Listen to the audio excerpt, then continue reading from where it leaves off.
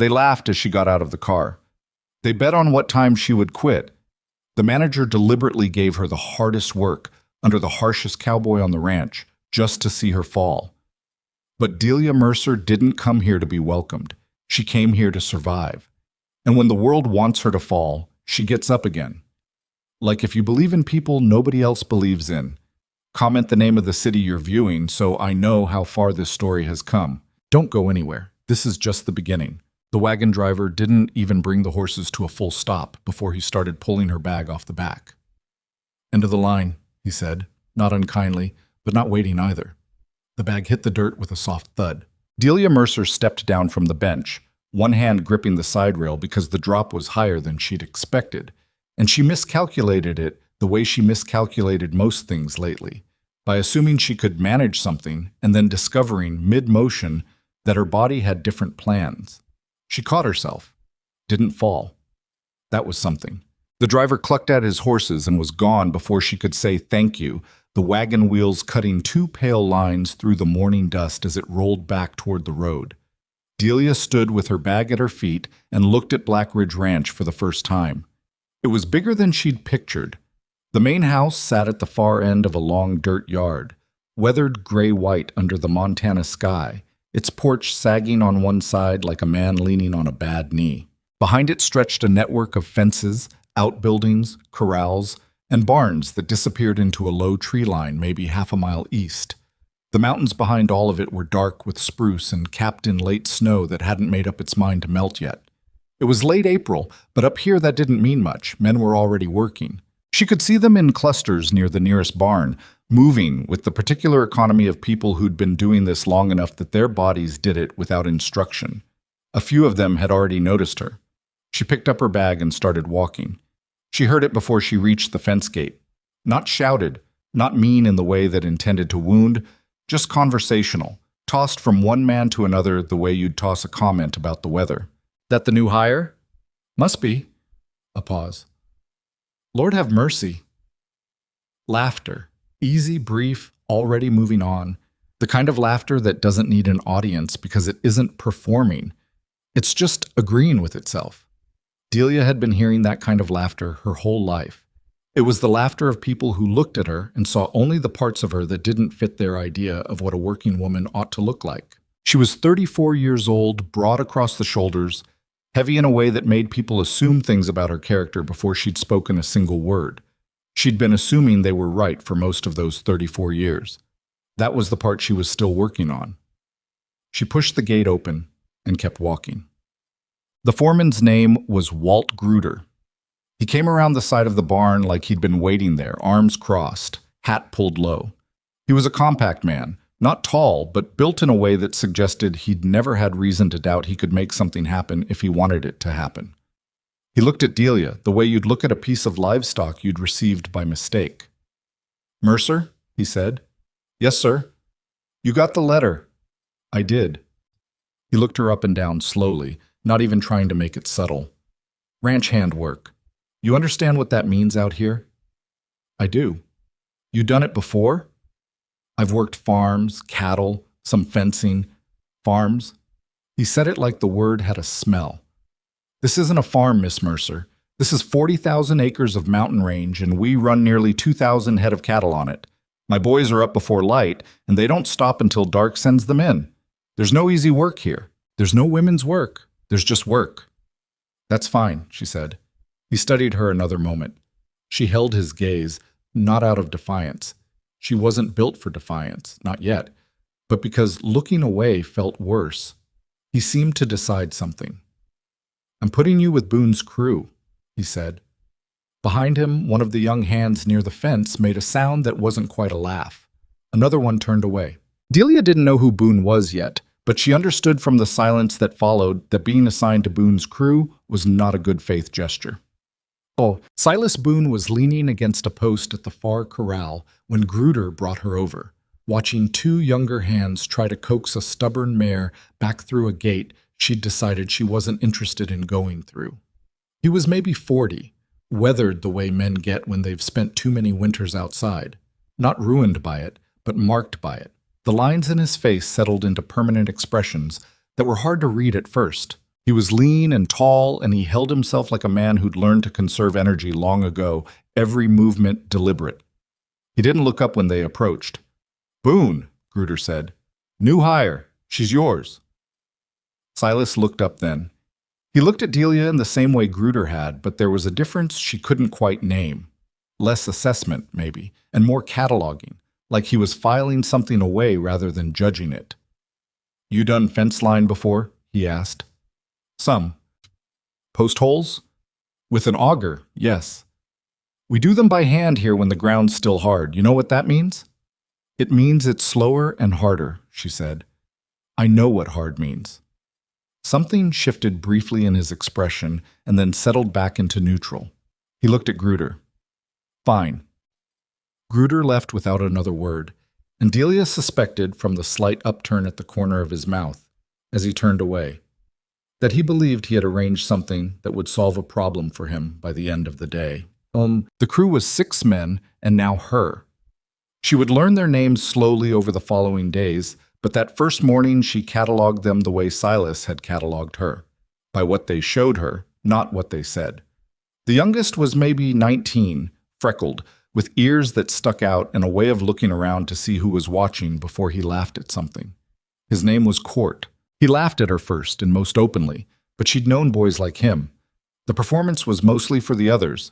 Next to him was a man called Pete, who barely acknowledged her existence, which she almost preferred. He handed her a pair of leather work gloves without comment when she reached for a post driver, and that was more consideration than most showed her that morning. The others fell somewhere between those two poles. None of them were cruel in any way that crossed a line. They were just people who had decided, from the first look, that she was not going to last, and they saw no reason to invest themselves in someone who was going to be gone by Wednesday. Silas gave instructions once. He didn't repeat himself. He showed her the section of fence line they were working, a half-mile stretch on the east pasture where winter had heaved several posts out of the ground and left the wire sagging, and he explained what he expected completed by the end of the day. Then he put her on post holes. The ground was still half frozen in the shade. The iron bar she was using to break it up rang against the earth with a sound like hitting stone, and after 20 minutes her shoulders were burning and she'd gone maybe 8 inches down in a hole that needed to be 2 feet. "You're wasting motion," Silas said. He'd appeared beside her without her hearing him come.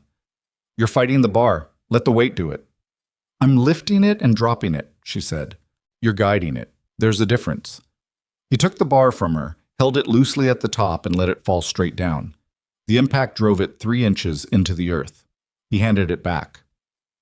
"Weight and gravity. You're not trying to kill it, you're trying to go through it." She adjusted her grip and tried again. Better. Marginally. "Keep going," he said, and walked away. Court said something to Pete that she didn't catch, and Pete almost smiled. She drove the bar down again. By noon, she had finished 2 post holes. The men had finished 11 between them. Silas did not comment on this discrepancy. He handed her a biscuit and a strip of dried beef from a saddlebag and told them all to eat fast because they were behind. "She gonna slow us down every day?" Court asked. Not to Delia, to Silas, as though she wasn't there. "She's going to finish the holes," Silas said. That's not what I asked." "I know what you asked." He bit into his biscuit and looked at the fence line. "Finish your food." Court looked at Delia with a kind of exasperated amusement, as if the whole situation was a minor inconvenience she'd caused him personally. She chewed her beef and looked at the mountains. Her hands were bleeding where the gloves had worn thin at the palms. She didn't mention it. Deck. The afternoon was worse. The sun came out and turned the frozen ground into something different. Not soft exactly, but unpredictable. Hard in some places and sinking in others. One of her holes collapsed in on itself twice before she got a post set in it, and she had to work the bar around the edges to pack the walls before she could try again. She was aware, at various points, of men watching her. Not all of them cruelly. A couple of them seemed genuinely curious about whether she was going to make it. She recognized that curiosity from other jobs. The honest kind, stripped of cruelty, just a person watching another person do something hard and wondering how it ends. By 4 o'clock, she had finished 5 post holes and helped Pete set 3 posts while her own holes settled enough to use. Her back had moved past burning into a deeper structural ache that she recognized as the kind that was going to make getting out of bed tomorrow feel like a project. Her hands had stopped hurting somewhere around 2 o'clock, which she knew from experience was not a good sign. It meant they'd gone past the point where hurt was useful information. She pulled a post into position over her last hole and held it while Pete drove it with the post maul. He didn't thank her. She didn't expect him to. Silas called it at 6. The men started moving toward the horses. Delia stood where she was for a moment, looking at the fence line. They hadn't finished the section. There was still a quarter-mile of sagging wire and a dozen posts that needed resetting. She'd known they wouldn't finish it. She'd known since noon that her pace had made it impossible. "Tomorrow," Silas said, coming up beside her. She looked at him. "We don't always finish," he said. "We just don't quit in the middle." She nodded. She picked up her bar and carried it back to the wagon. "What?" The bunkhouse had a small women's room at the far end. The ranch had apparently hired a female hand once before, briefly, with a cot, a washstand, and a hook on the wall. Delia sat on the cot and took her gloves off and looked at her hands. The palms were raw and weeping in 2 places. The skin had bunched and torn where she'd been gripping the bar, and the edges of those tears were already darkening. She cleaned them as best she could with water from the basin and wrapped them with a strip of cloth from her bag. She'd have to find a way to protect them better tomorrow or they'd get infected, and an infection would end her faster than the work. She ate dinner alone at one end of the long table in the cookhouse. A woman named May ran the kitchen, 50s, efficiently kind, the sort of person who fed you without making a ceremony of it. She put a plate in front of Delia without comment and refilled her coffee once without being asked. It was the most uncomplicated human interaction Delia had all day, and she was almost embarrassingly grateful for it. Court and 2 others sat at the other end of the table and talked about something she wasn't part of. Silas ate standing at the counter by the window, looking outside, and when he was done, he put his plate in the wash basin and walked out. Delia ate everything on her plate. She didn't quit the next morning. This seemed to genuinely surprise Court, who looked at her when she came out of the bunkhouse at 5:30 like she'd done something he hadn't accounted for. The others were more measured about it. No one said anything. They just registered her presence and went back to saddling horses and drinking coffee in the pre-dawn cold. Gruder was at the barn when they rode out. He watched Delia climb into the saddle. Not gracefully, the horse was taller than she preferred, and she had to use the fence rail to get up, which she did without apology. And she saw the calculation in his expression shift slightly. He'd been expecting her to come to him this morning and ask for something easier, or just not show up at all. She hadn't done either. She followed the crew east. The second day was harder than the first, because her body now knew what was coming and had opinions about it. Her hands, wrapped in doubled cloth under the gloves, held up better than she'd expected. May had given her a small tin of grease without explanation that morning, pressing it into her palm in the cookhouse when no one was looking, and Delia had worked it into the tears before bandaging them. It helped. But her shoulders were different. The overnight had stiffened everything from her neck to her middle back into something that felt like old wood, and the first swing of the iron bar sent a crack of protest through her right shoulder that made her eyes water. She did not stop.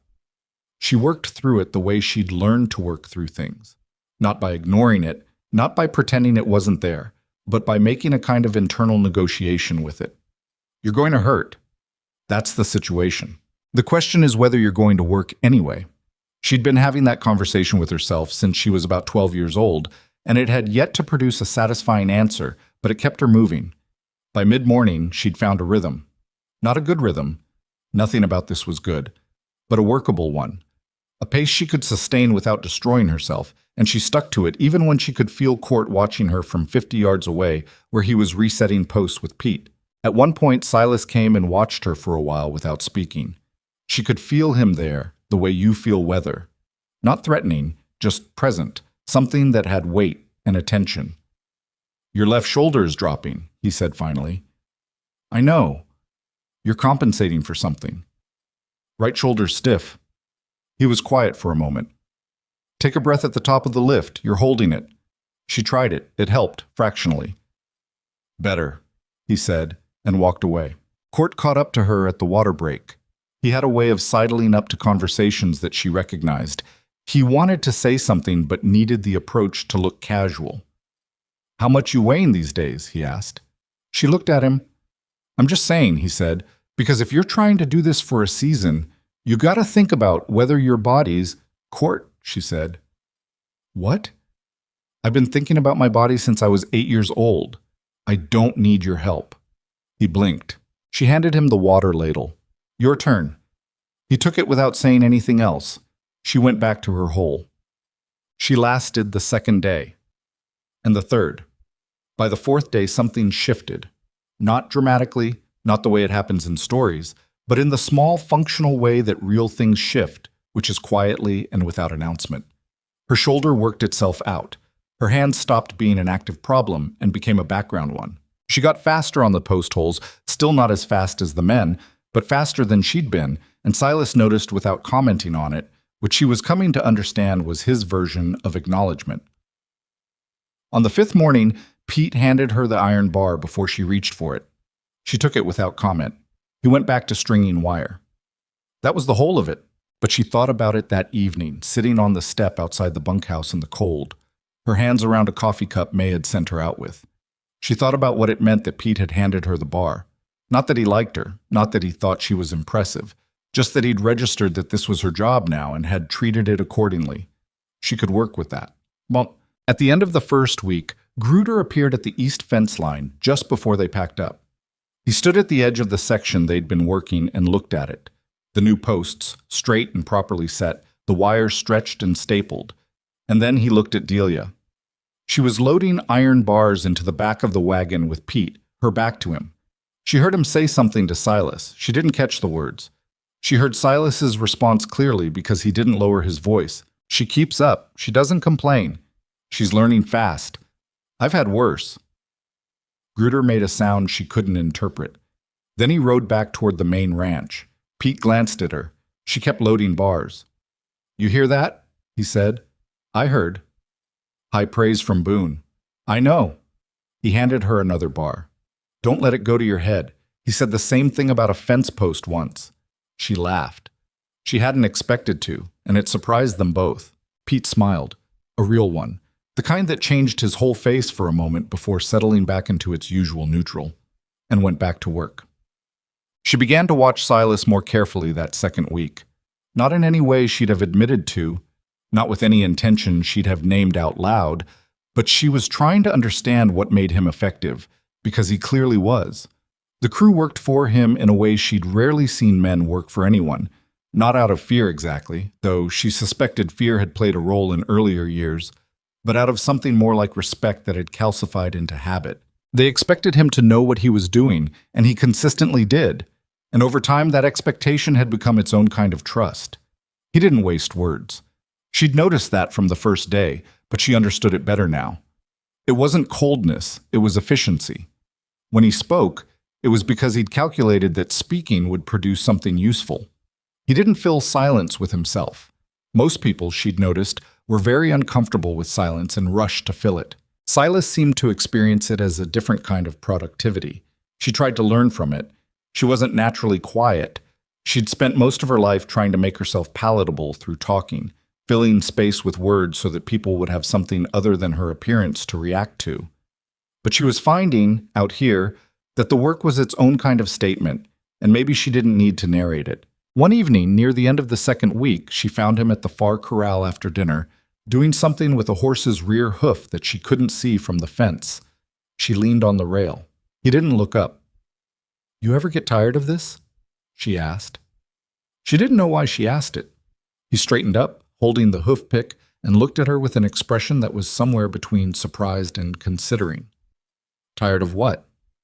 "All of it. The same fences, the same cattle, the same—" She stopped, not quite sure how to finish it. "Same anything?" he offered. "Something like that." He set the pick down and patted the horse's hip. "You asking because you're tired of it, or because you're trying to figure out if I am?" "Both, maybe." He leaned on the other side of the fence rail. Up close, she'd never been quite this close to him in a context that wasn't about the work. She could see the gray at his temples was wider than she'd registered, and there was something worn around his eyes that wasn't just weather.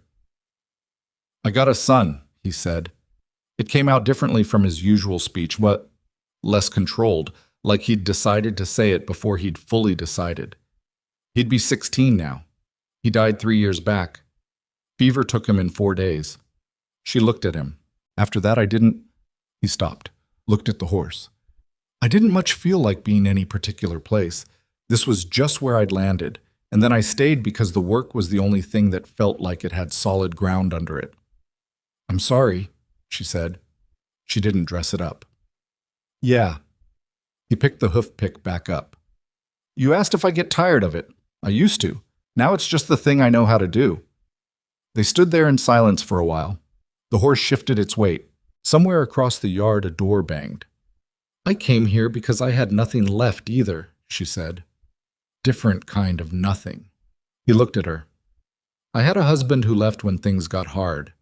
A sister who took his side because it was easier. I lost a job I'd had for 6 years to a woman half my size who'd never done the work but looked the part. She paused. I'm not looking for sympathy. I just thought you should know it's not like you're the only person who landed somewhere by accident. I didn't think I was, he said. You didn't say so either. He almost smiled.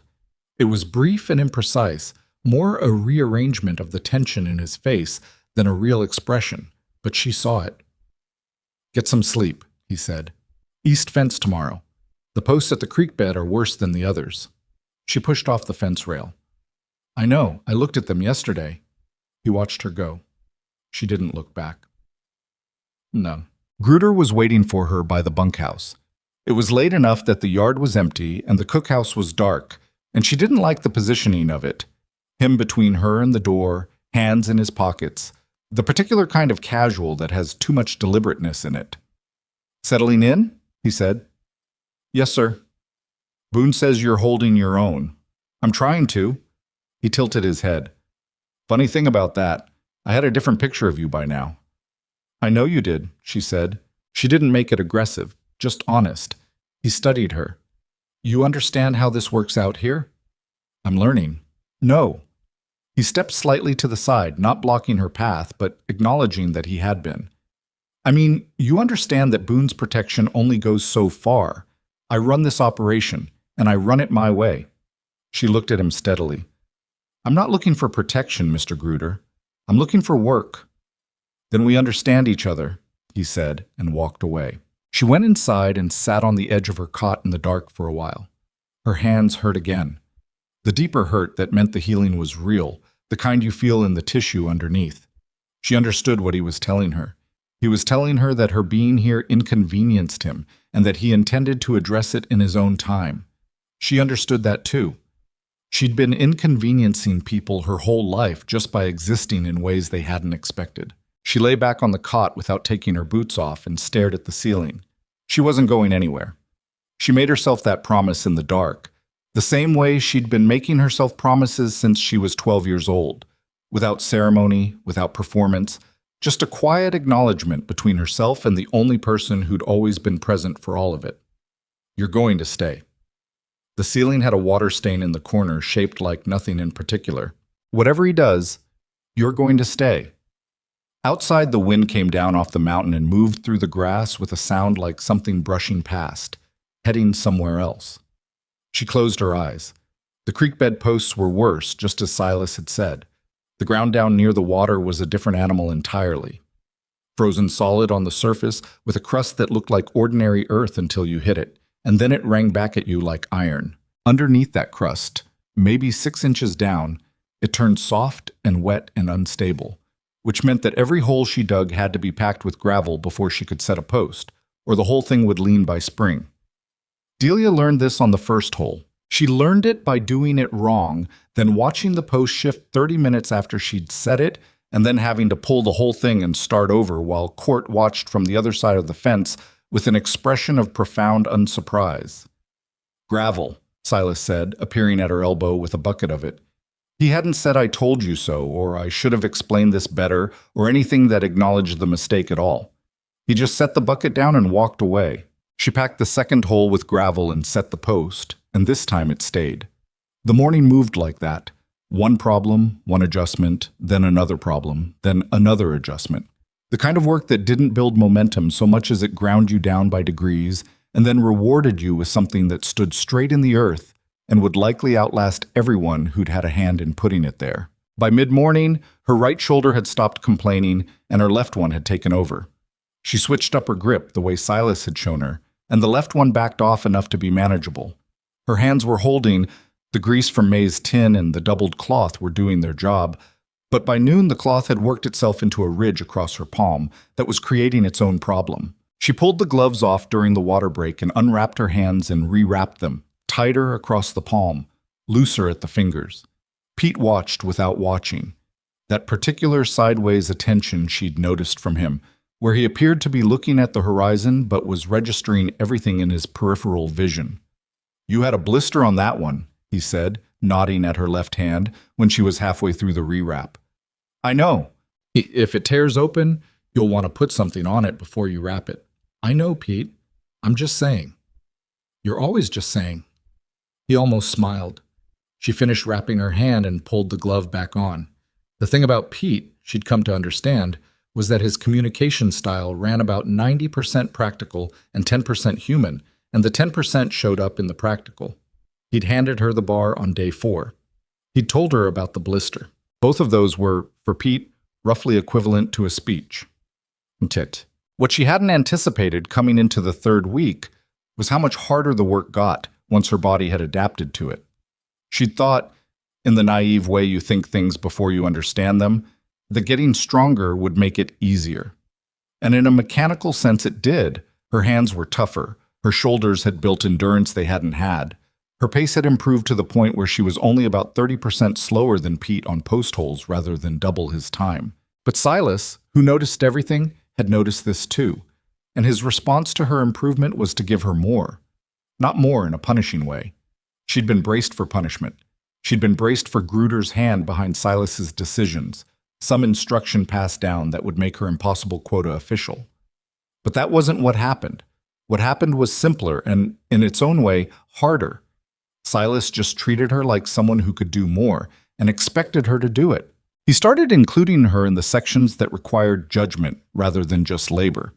The damaged portions of fence line that needed assessment, whether a post could be reset or needed replacement, whether the wire could be retensioned or had stretched past usefulness, began to include him walking the line with her and asking her what she saw.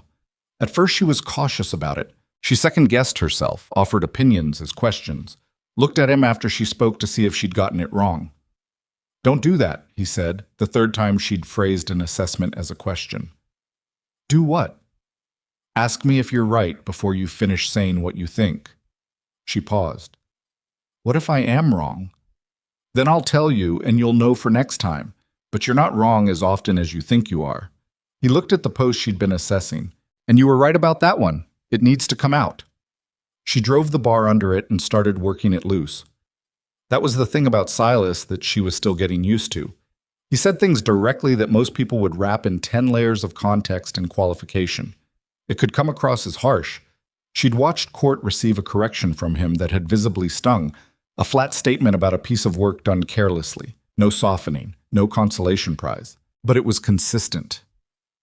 He didn't say things to make you feel good that weren't true, which meant that when he said something that wasn't a correction, you could trust it.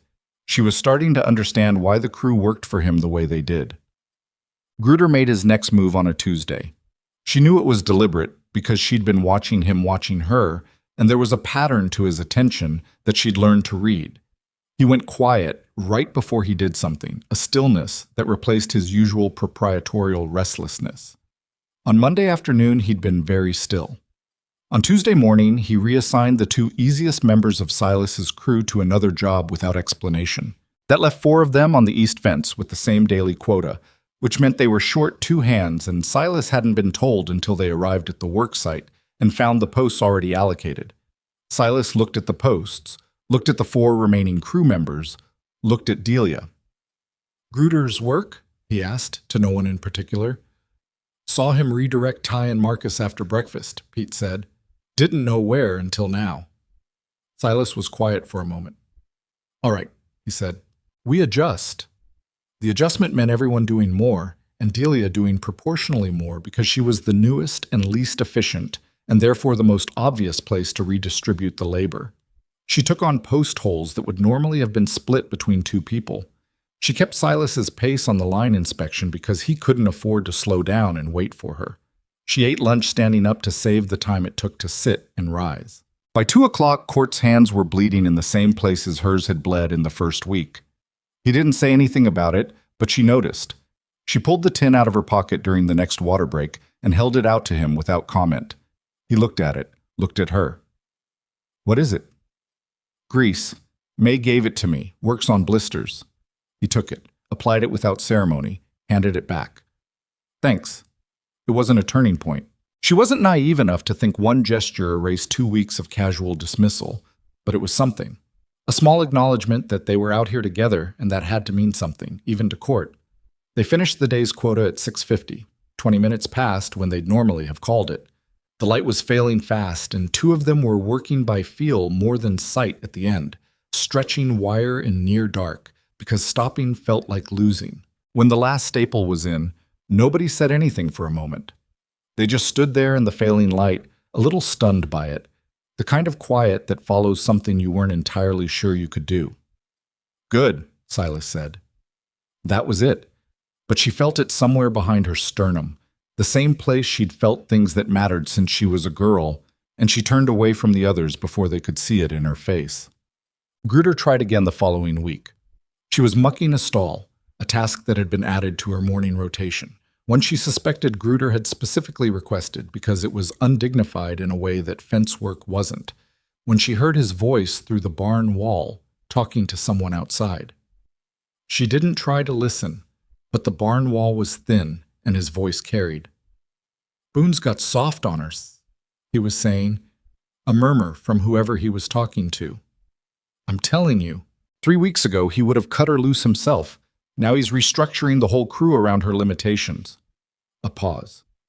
"She's dead weight with a story. Men feel sorry for her, that's all it is." Another murmur. "I'm not done with it," Gruder said.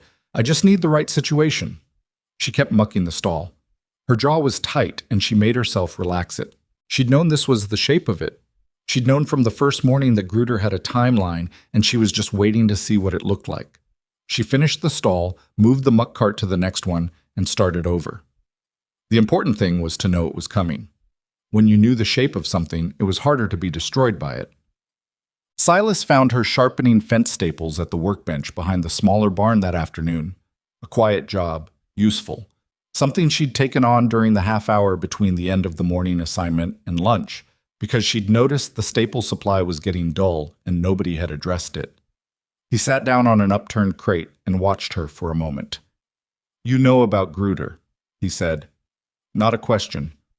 "I know enough." "He wants you gone." "Yes." "You know why?" She set a staple down and picked up another.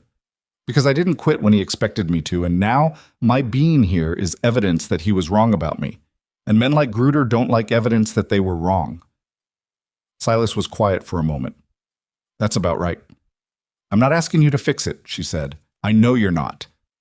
"I'm also not going to quit." "I know that too."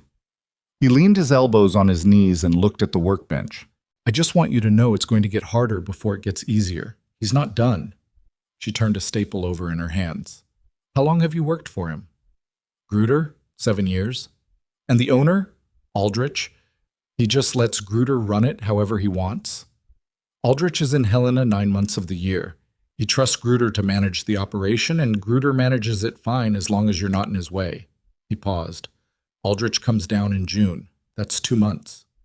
2 months, she said. "Things that need resolving tend to get resolved one way or another before Aldrich gets here. Gruder prefers to handle his own problems." She understood what he was telling her. "So I have 2 months. More or less." She set the staple down. "What would you do in my position?" He considered it seriously, the way he considered most things, not rushing to fill the silence, actually thinking.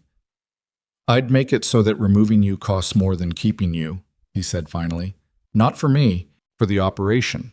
Make yourself necessary enough that getting rid of you becomes a practical problem, not just a moral one."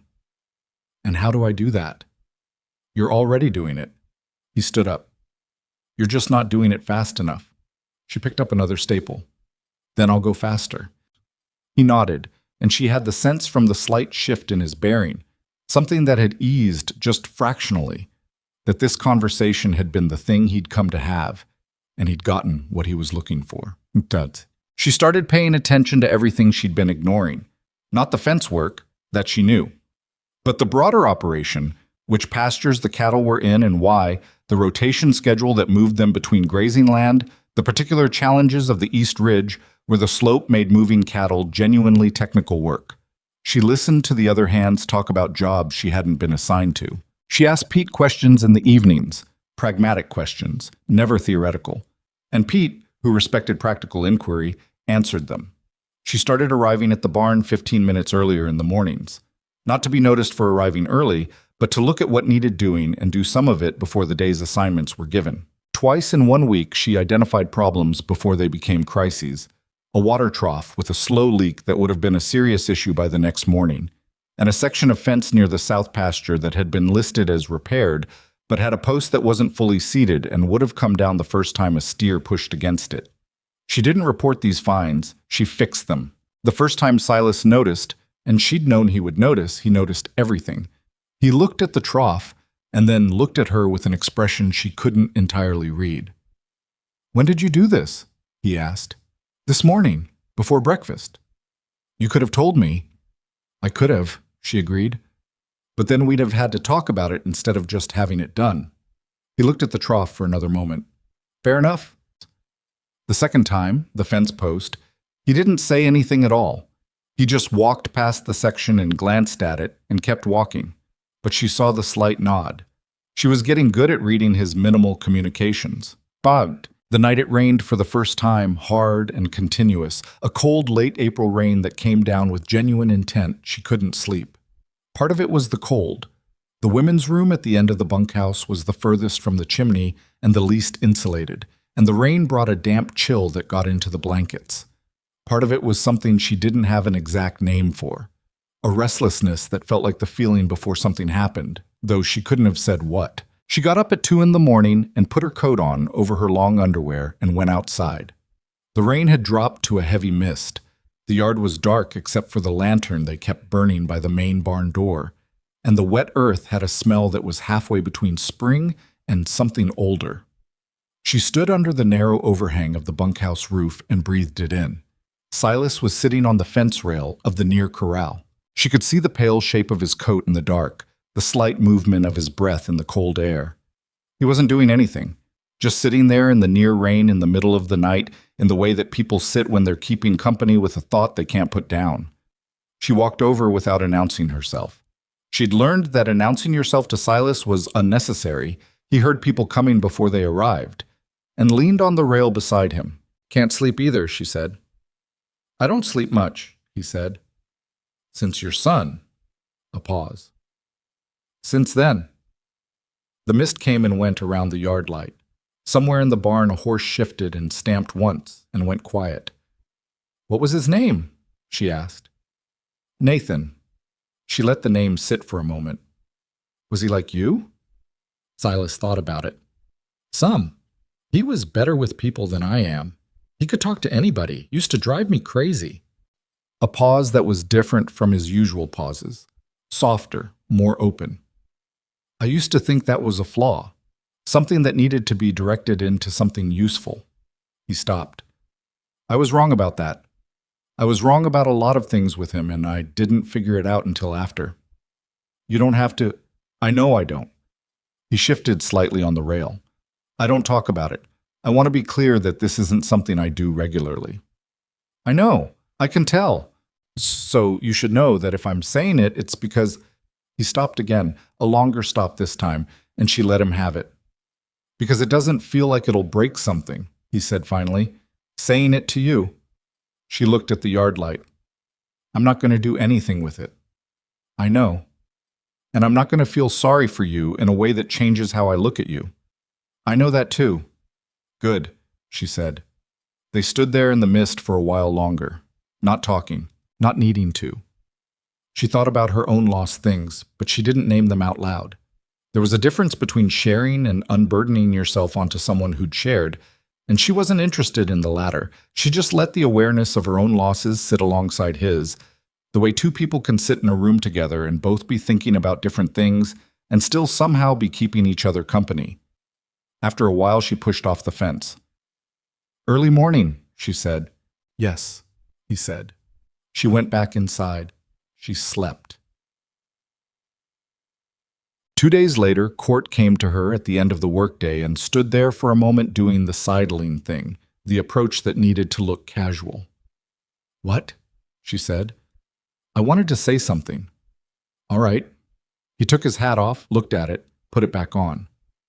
"When you got here, I said some things." "You said a lot of things."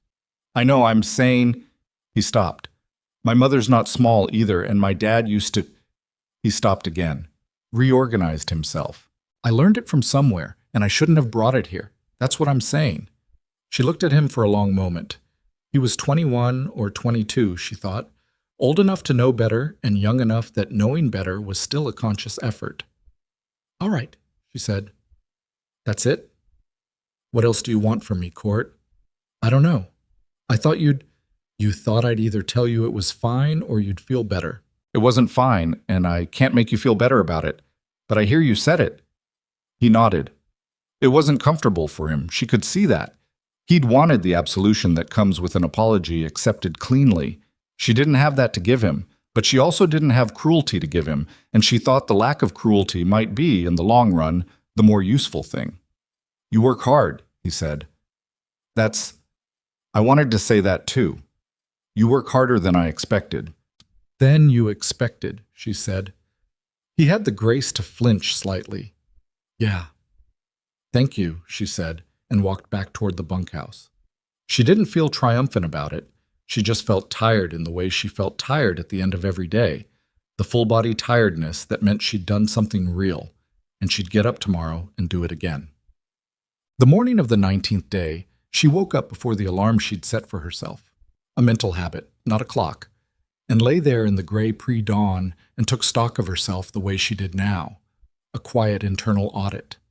Hands, scarred but functional, the worst of the healing done. Shoulders, even. Back, the deep structural ache had become something more like background noise, present but manageable, not the active interference it had been. Weight. She had no way to know if she'd lost any, and she found she cared less about the answer than she would have 3 weeks ago. She was stronger, not in a way that announced itself, not in any way that would have been visible to the people who'd watched her step off that wagon with her bag falling in the dirt. But she could feel it in the way she moved, in the way the work sat in her body at the end of the day.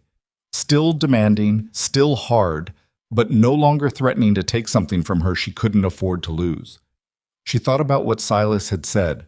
Make yourself necessary. She'd been doing that. She was doing it every morning she showed up 15 minutes early, every problem she fixed before it was reported, every time she asked Pete a question at dinner and stored the answer somewhere useful. She was building something, not a reputation exactly, but a record, the kind that's made of accumulated small actions. And that is almost impossible to dismiss because it doesn't have a single point of failure. But she also knew, with the quiet certainty of someone who'd been underestimated professionally before, that record wasn't going to be enough. Gruder wasn't going to look at her quiet competence and change his mind. He wasn't the kind of man who changed his mind in the face of evidence. He was the kind who built toward a conclusion he'd already reached. She knew it was coming. She just didn't know what shape it would take. She got up, got dressed, wrapped her hands, and went to start the day. On a Thursday, near the end of her 4th week, she finished her morning tasks and was crossing the yard toward the tool shed when Silas fell into step beside her. He didn't say anything for a moment.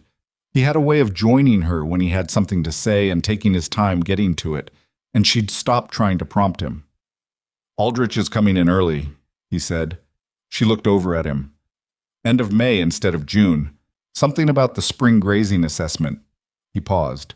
"That means Gruder has less time than he thought he did." She understood the implication. Less time meant more urgency, and more urgency meant Gruder would move sooner and harder. "What do you think he's going to do?" she asked. "I think he's going to find something impossible to give you," Silas said. "Something where failure is built into the task, so that when it fails, it looks like your failure. And if I don't fail? He was quiet for a moment. That's not a scenario he's planning for. She thought about that. The problem with a task designed to make you fail was that it was designed by someone who understood your limitations, or thought he did. Gruder's understanding of her limitations was out of date. It was based on the woman who'd arrived with one bag and miscalculated the drop from a wagon seat. He hadn't been paying close enough attention to who she was now. That might be the only advantage she had. She intended to use it. When? She asked. I don't know. But soon. She nodded, kept walking. Delia, he said. She looked back. He was standing in the middle of the yard with the morning light behind him, and his expression was the most unguarded she'd seen it. Not soft. Silas didn't do soft, but open, in the way that meant he'd decided to let something show that he usually kept to himself. You're not the same person who got off that wagon, he said. She held his gaze. I know. I'm not sure Gruder does. She turned back toward the tool shed. Good, she said, and kept walking. Gruder came for her on a Wednesday. She'd known it was close. Silas's warning had settled into her like a splinter, something she was always half aware of, always probing at the edge of. But she hadn't known it would be Wednesday, or that it would come the way it did. Not in a confrontation, not in some dramatic reassignment announced in front of the crew, but quietly, early in the morning, before the others had finished breakfast. He found her at the water trough. She'd been checking the repair she'd done 3 weeks earlier, a habit she'd developed of going back to her own work to see if it held. And he stood there with his thumbs in his belt in that specific way he had, the posture that meant he'd already decided something. Got a job for you today, he said. She straightened up. All right. Separate from Boone's crew, just you. She kept her face neutral. What's the job? He pointed east toward the far tree line, where the fence ran along the creek bed before turning north up the ridge. The posts along the upper creek section, the whole run from the south bend to the ridge gate. They need pulling and resetting, ground shifted over winter. She knew that section. She'd walked it with Silas 2 weeks earlier. It was a 1/4 mile of fence, maybe 40 posts, in ground that was worse than anything she'd worked on. The creek had flooded twice in the spring thaw and left the soil soft and unpredictable in some places and packed with riverstone in others. It was the kind of job you put 2 men on for a full day and called it a reasonable expectation. By myself? She said. That's what I said. That's a full 2-man section. It's what the ranch needs done today. The other crews are occupied. He tilted his head slightly. Unless you're saying you can't do it. She looked at him steadily. This was the thing he'd built. This exact sentence, this exact moment. The job was too much for one person in one day, and he knew it. And if she said so, that was failure by admission. And if she didn't say so and went and didn't finish, that was failure by result. He'd constructed a door that only opened one way. I'll need the wagon for the posts, she said. Wagons available after 7. He almost smiled. Materials are already staged out there. Somebody pulled them yesterday. She nodded once. All right. He waited a beat, like he'd expected more. Then he turned and walked back toward the main barn. She stood at the trough and looked at the water for a moment. The surface was still and she could see her own reflection in it, blurred and dark, not quite recognizable. She went and got her gloves. The sky went wrong around 9 o'clock. She'd been on the job 2 hours, had pulled and reset 8 posts, which was a reasonable pace for the ground she was working in. Some of the holes needed to be entirely dug out and repacked. The stone underneath had shifted and filled the bases. And she'd been calculating in the back of her head all morning the way she'd learned to. At this pace, 40 posts, she needed to be done by 6, which meant she could lose maybe 40 minutes total to problems and still make it. Then the clouds that had been sitting on the ridge all morning made their decision and came down. It wasn't a gentle rain. It was the kind that comes sideways with a cold wind behind it and gets inside everything, inside your collar, inside your gloves, inside the seams of your coat, and turns the ground into something that behaves differently from what you've been working in all morning. The posts she'd already set in the soft ground near the creek bank started wanting to shift. She had to repack 2 of them before the rain was even fully established, working on her knees in the mud with her hands sinking into the earth to the wrist. She got back up, kept going. By 10, she was soaked through. The temperature had dropped somewhere between 8 and 10 degrees with the rain, and her fingers, even inside the gloves, were going clumsy. That cold hands clumsiness, where your grip becomes a negotiation. She worked slower. She knew she was working slower. She adjusted her calculations and the numbers stopped adding up. And she adjusted them again and they still didn't add up. And she stopped calculating and just worked. The post holes near the north end of the section were the worst. The ground up there had frozen and thawed in alternating layers all winter, and what was left was a kind of geological argument. Hard plates separated by soft seams, and you couldn't predict which you'd hit until the bar was already in it. She broke through a hard plate at 2 feet on the 12th hole, and the bar dropped 18 inches in a second, all the way to the bottom of the soft seam, and the impact traveled up through her arms into her shoulders with a crack that made her teeth click together. She stood still for a moment with her eyes closed and breathed through it. "You all right?" She opened her eyes. Court was standing at the edge of the fence line, coat pulled up against the rain, watching her. "What are you doing here?" she said. "Passing by." He was clearly not passing by. There was no reason for him to be on the Upper Creek section. His crew worked the south pasture. He'd come to look. She picked up the bar again. "I'm all right." "That one jarred you good." "I'm all right, Court." He was quiet for a moment. "Gruder sent me to tell you there's an additional section. The posts along the ridge gate run too. He said he forgot to mention it this morning." She stopped. "Set the bar down." Looked at Court. His expression told her what she needed to know. He wasn't comfortable delivering this message. He'd been made uncomfortable by it before he'd gotten here. And the discomfort was sitting on him visibly, the way discomfort sits on young men who haven't yet learned to hide it. "How many posts?" she asked. He didn't say exactly.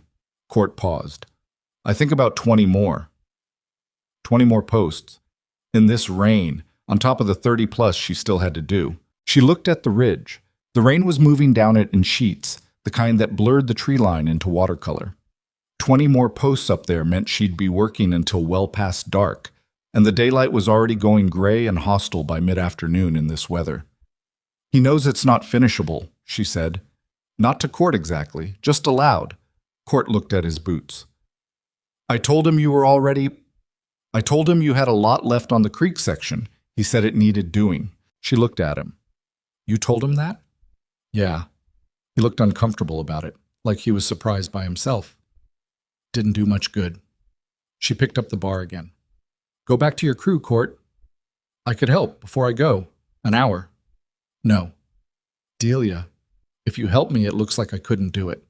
She drove the bar into the earth. "That's what he wants it to look like." Court stood there in the rain, and she could feel him wrestling with something.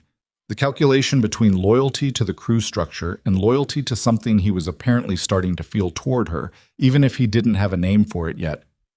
Finally, he pulled his coat tighter and turned back toward the south pasture. "I didn't agree with it," he said over his shoulder. "The assignment. I want you to know that." She didn't answer. She was already working. Stopped. The afternoon folded into the kind of gray sameness that loses time. She worked post to post, measuring progress in increments so small, she tried not to think about the total, because the total was not a useful number. Post 15. Post 16. Post 17, where the stone was so close to the surface, she had to use the bar and a pry lever together to get any depth at all. And even then the hole was 8 inches shallower than it should have been, and she packed it with double the gravel and set the post and moved on.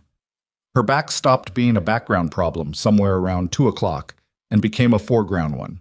The repeated motion of the bar, lift, drop, had worked into the muscles on the left side of her lower back, and they were cramping now. Not a clean ache, but something spasmodic, a locking up that happened every 20 or 30 minutes and made her stop and straighten and breathe until it released. She kept count of those stops the same way she kept count of the posts.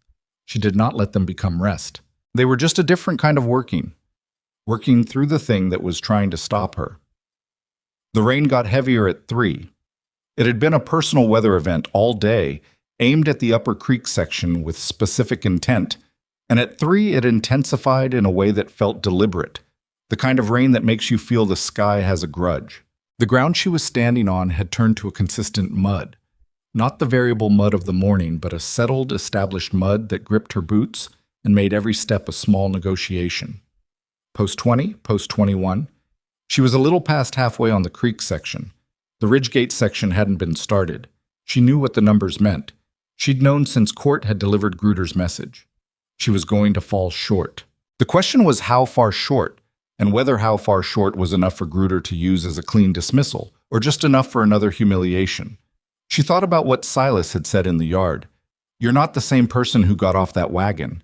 She thought about her hands, how they'd looked the first night, raw and weeping and wrapped in cloth because she hadn't thought to bring anything better. She thought about Pete handing her the bar on day 4, and May, and the tin of grease, and the fence post she'd noticed and fixed before it came down, and Silas's face in the almost dark when he'd said Nathan and let the name just exist between them for a moment.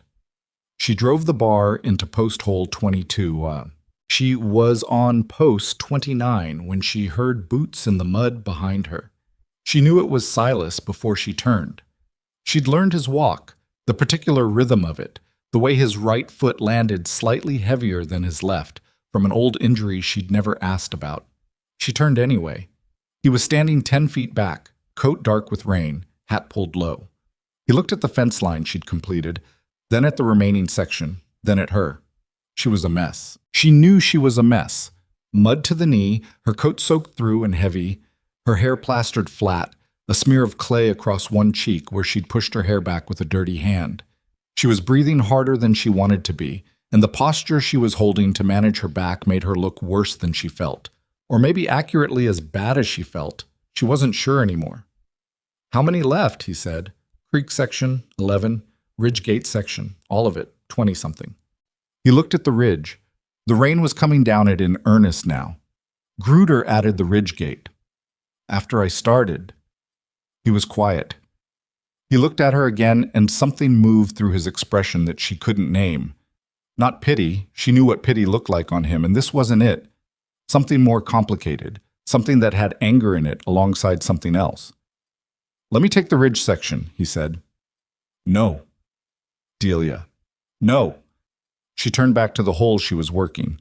That's what he's waiting for. The minute someone else's work is on that fence line, he'll say I couldn't finish and he'll be right. "You can't finish it in this," he said. Not an accusation. An observation, the way he stated all facts. "I know." She lifted the bar. "But I can finish what I can finish. And how I finish it is going to matter more than whether I finished all of it." She dropped the bar. The impact traveled up her arms, and she gritted her teeth against the protest from her back. "So what do you want from me?" Silas said. She looked at him over her shoulder. "Nothing. I want you to go back and let me work." He didn't move. "Silas." "I heard you," he said. He walked to the fence line, and she thought for a moment he was going to start pulling posts anyway, and she was already composing what she was going to say about it. But he didn't reach for a post. He just stood there, at the edge of the completed section, in the rain, with his hands at his sides. She stared at him. "What are you doing?" she said. "Standing here." "Why?" "Because I can stand wherever I want on this ranch," he said. "And right now, I want to stand here." She held his gaze for a moment. He looked back at her, steady and unreadable and completely committed to standing in the rain doing nothing productive. Something happened in her chest that she didn't have a clean word for. Not warmth exactly. It was too practical for warmth, too stripped of sentiment. It was more like recognition, the understanding that someone had decided to be present, not to rescue her and not to witness her failure, but simply to occupy the same space she was occupying, to be in the difficulty alongside her without taking any of it from her. She turned back to her work. He stood in the rain. She lifted the bar. Post 30. Post 31. The cramping in her back went from intermittent to persistent, a low grinding pressure on the left side that no longer released completely when she straightened up, just eased slightly before she bent down again. She stopped taking note of it.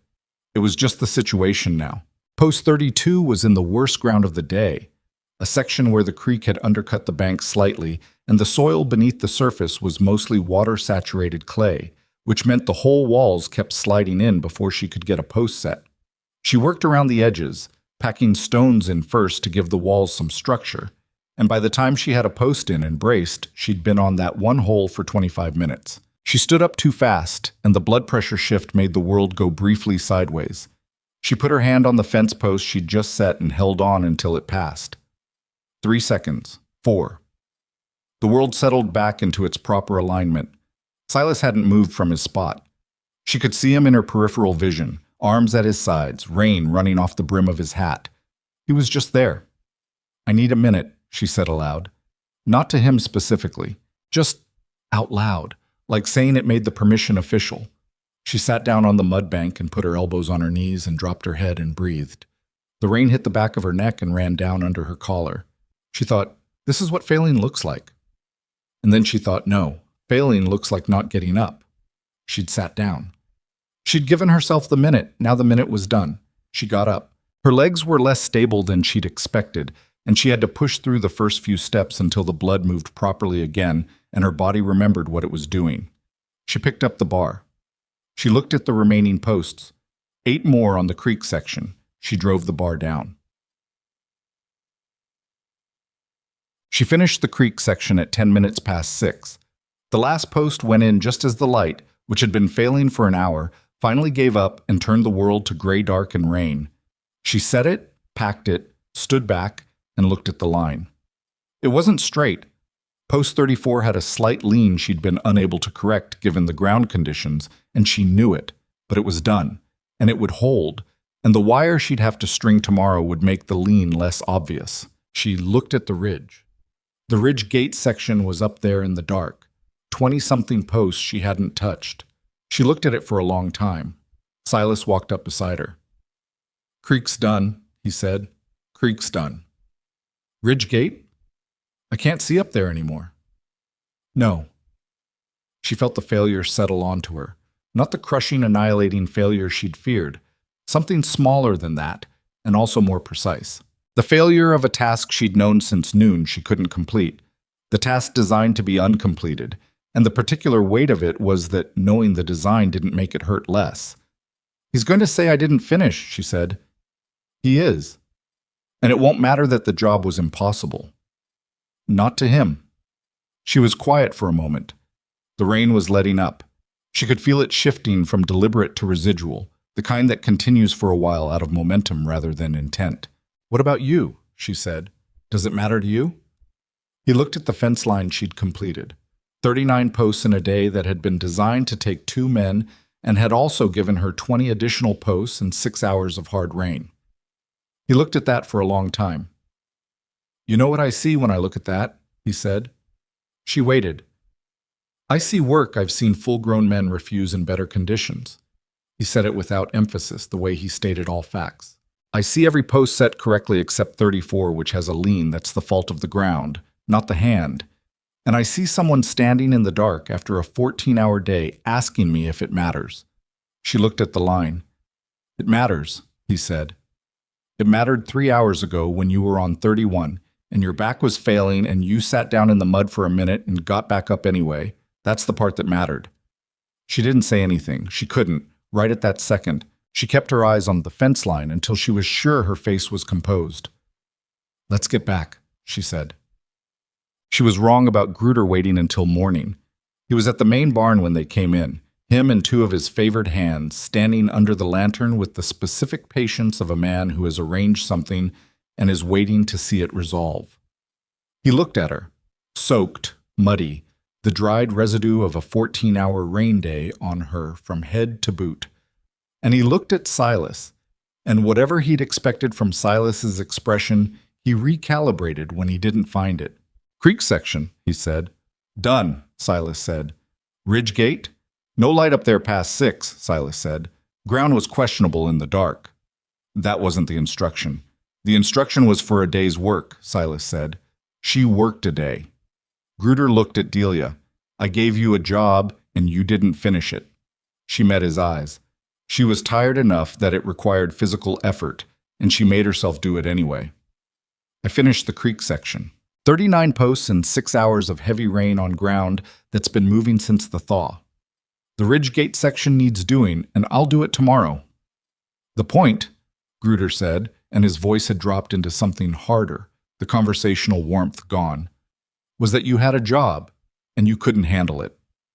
I handled 39 posts. You were given 60. You gave me 60 after I'd already started, she said, in a rainstorm, with a day's light left. You're making excuses. I'm making a count. She kept her voice flat. 39 posts are in the ground. They're set correctly. You can ride up there tomorrow and check every one. I'll be on the Ridgegate section by 7. Gruder looked at Silas. The look was a calculation.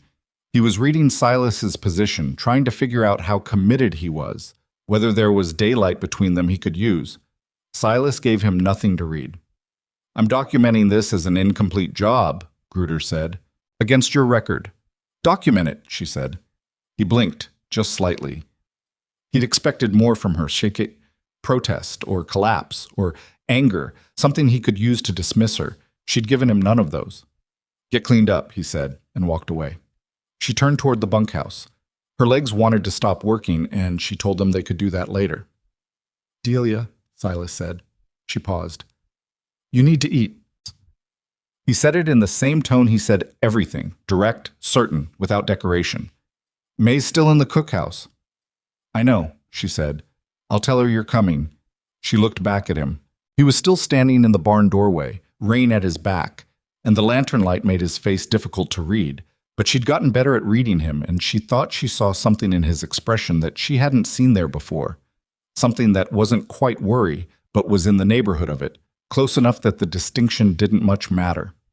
I'm all right, she said. I know you're all right, he said. You can be all right and still need to eat.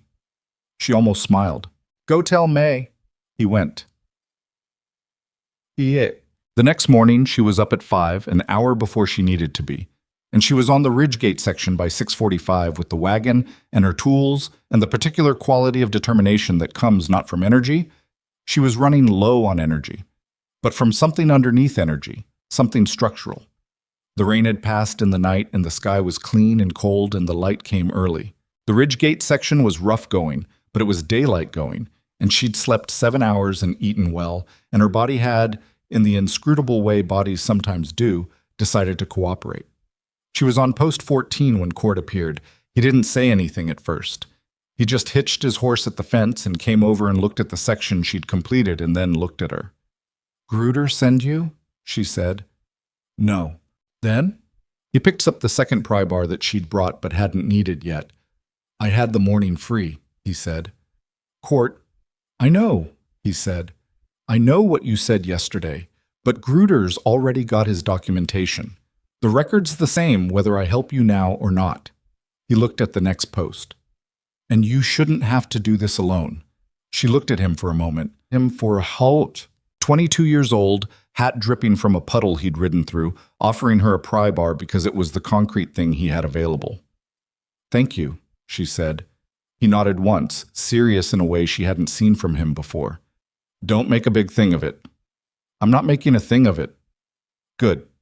He positioned the bar at the base of the next post. Let's just work. They worked. Mom. By mid-morning, Pete had also appeared. He didn't explain himself. He just tied his horse, picked up a tool, and started on the far end of the section, working toward them. Delia looked at the back of his head and felt something shift in her understanding of what was happening.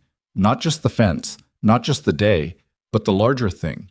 The thing that had been building since day 4 when he'd handed her a bar without ceremony. She'd been thinking of this as a private battle, her against Gruder, her against the job, her against the expectations that had been laid on her before she'd spoken a word on this ranch. And it was all of those things. But it was also, she was beginning to understand, something else. It was a crew deciding what it stood for. The 3 of them finished the Ridgegate section by 1 in the afternoon. 60 posts total, completed. Silas rode up at 1:15 and looked at the line and said nothing, which was the thing he said when the work was done correctly. She was already loading tools into the wagon when she heard hoofbeats coming up the ridge. Gruder. He pulled his horse up at the finished section and looked at it for a long time. Then he looked at Court and Pete, who were both moving toward their own horses with the deliberate busyness of men who don't want to be part of a conversation. Then he looked at Delia. Then he looked at Silas. You helped her, he said to Silas. She finished the creek section yesterday, Silas said. Court and Pete helped with the Ridgegate today. On their own time. Their own time, Gruder said. Morning was free, Court said from behind his horse. Gruder's jaw was working, the particular movement of a man choosing between several things he wants to say. He looked at the fence line again. 60 posts, all of them in the ground, all of them set correctly. The documentation he'd filed the night before was for an incomplete job. The job was complete. This doesn't change anything, he said. It changes the fence, Silas said. Gruder gave him a look that was the fullest expression of dislike she'd seen him show Silas, and she understood from it that this had been building for longer than her 4 weeks here. This was something between them that predated her, some long-running contest of will that she'd walked into the middle of without knowing it. He turned his horse and rode back down the ridge without another word. The four of them stood there for a moment in the aftermath of it, the cold, clean air and the finished fence and the sound of his horse moving away through the wet grass. He's not done, Pete said. No, Silas agreed. But neither are we, Delia said. Nobody argued with that. She climbed up onto the wagon seat and took the reins. Her back was a problem again, and her hands had reopened at the left palm where she'd been gripping the bar hardest, and she was going to need May's tin before she wrapped them tonight. She looked at the 60 posts. The creek section she couldn't see from here, and the ridge gate section she could. And she looked at the mountains above them, still carrying their snow, indifferent to all of it. She turned the wagon and headed back down.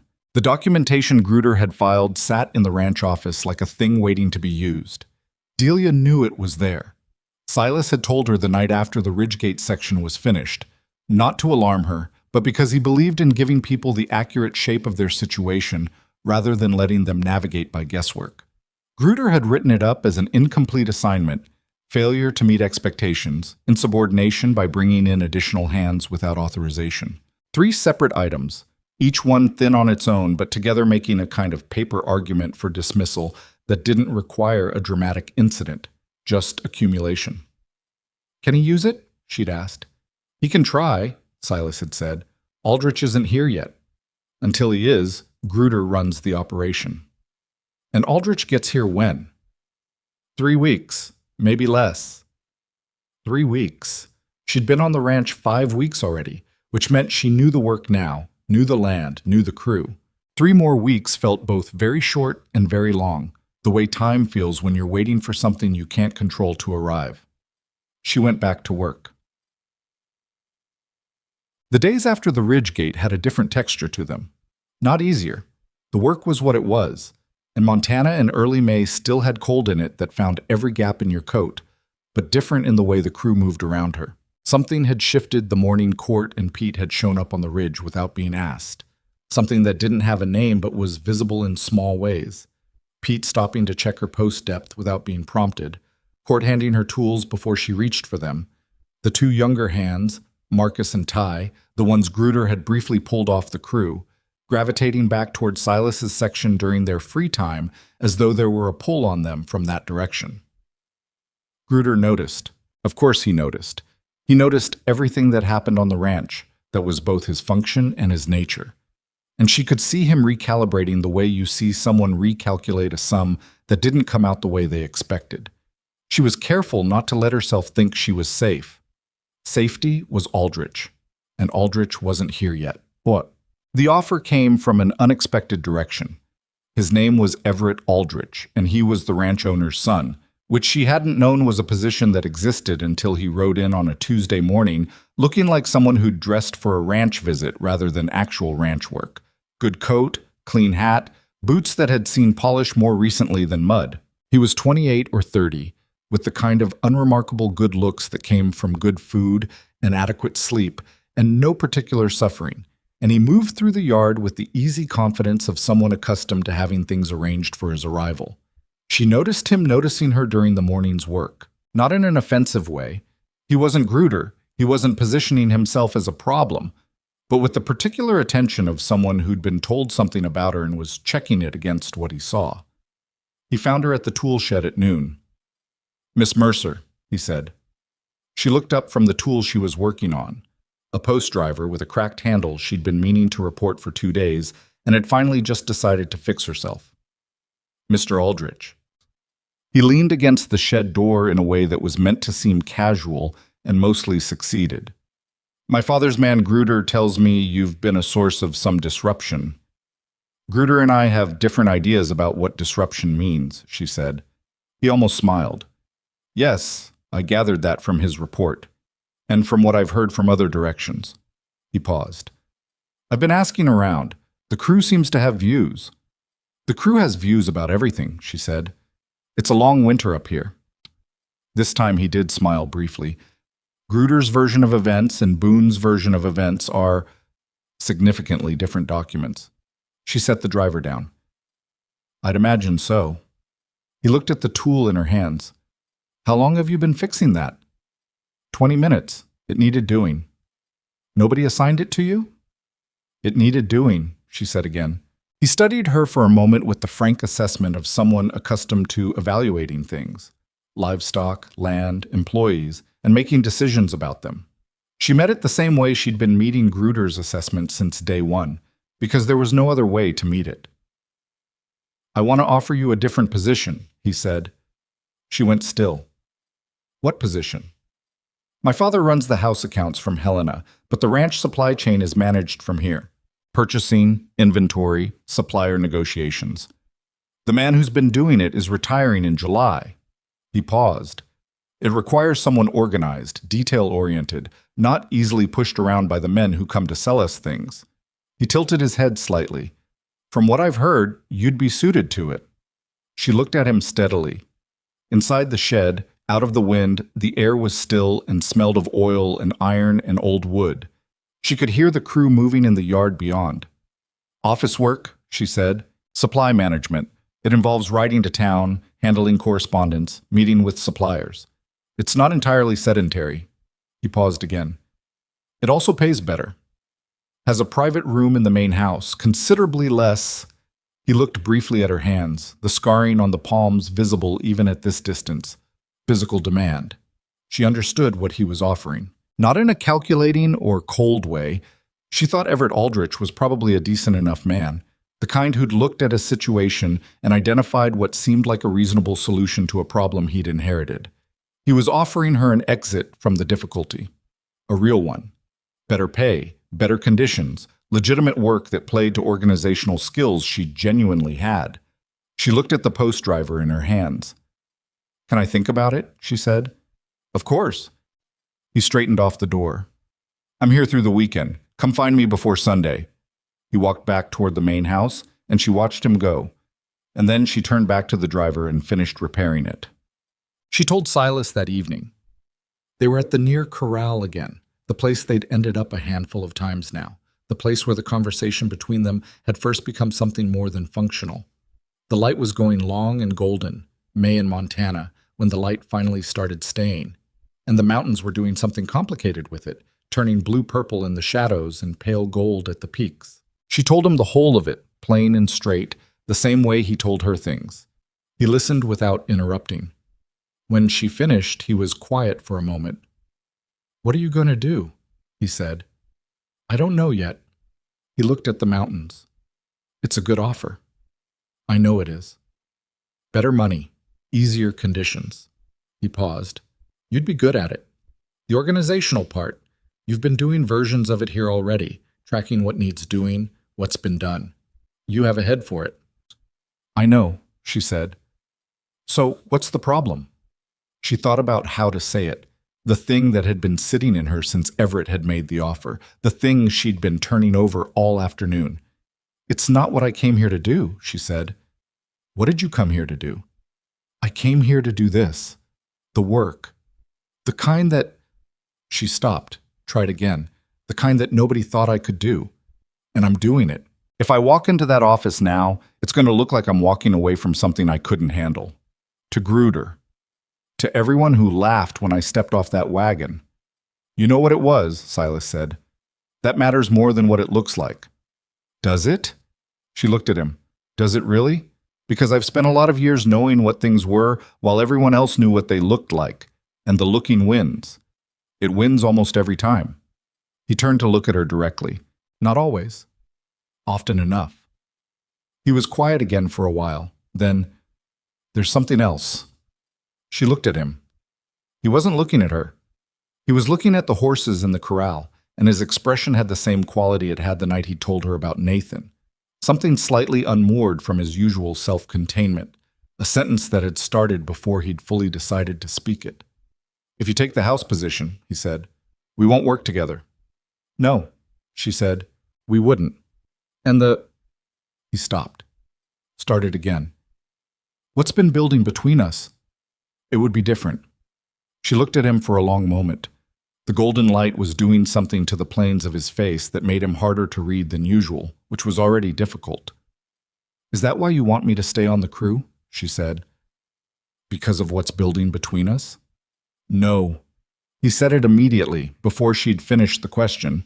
"I want you to stay on the crew because you're one of the best hands I've had in 7 years, and pulling you off the fence line for an office job would be a waste of what you've built out here." He paused. "The other thing is separate." "But it's there." "It's there," he said. "I'm not going to pretend it isn't." She turned back to the mountains. They stayed there in the growing dark, both of them in the particular awkwardness of people who've said a true thing out loud and are now living in the few seconds after it. "I'm going to decide by Sunday," she said finally. "On my own." "I know." "Whatever I decide, it's not about you." "I know that too." She pushed off the fence rail. She looked at him one more time before she turned to go. That face she'd been learning to read for 5 weeks. The weathered lines of it, the gray at the temples, the eyes that held more than they showed. "For what it's worth," she said, "the other thing is there for me too." She walked back to the bunkhouse. She didn't sleep well. On Friday morning, Gruder called her into the barn office. It was a small room attached to the main barn used for records and equipment logs and the management documentation that Gruder kept with the thoroughness of a man who understood that paperwork was power. He had a desk and 2 chairs and a lamp, and the smell of the place was horse and old paper and lamp oil. He sat behind the desk. He didn't offer her a chair. "I understand young Mr. Aldrich has made you an offer," he said. She stood. "That's between me and Mr. Aldrich." "Nothing on this ranch is between you and anyone without it going through me," he said. "That's how this operation works. Everett Aldrich is the owner's son. And I am the ranch manager, which means I manage the ranch, which includes personnel decisions." His voice was even. He'd prepared this. "I want to be clear with you about something, Miss Mercer. My documentation on your performance stands regardless of what position you take. An incomplete job is an incomplete job. If you take the supply management position, you take it with that record following you." She looked at him. "Why are you telling me this?" "Because I want you to understand that there is no version of your future on this ranch that doesn't go through me," he said. "Not Boone's crew, not Aldrich's offer, not anything. You've been here 6 weeks and you've gotten comfortable, and I want to make sure you understand the actual situation." She kept her hands at her sides. She kept her voice level. "I understand the actual situation, Mr. Gruder. I've understood it since the first morning. Then you'll understand that the sensible thing," he leaned forward slightly, "is to take Everett's offer, do the job quietly, and stop making yourself into something this ranch needs to manage."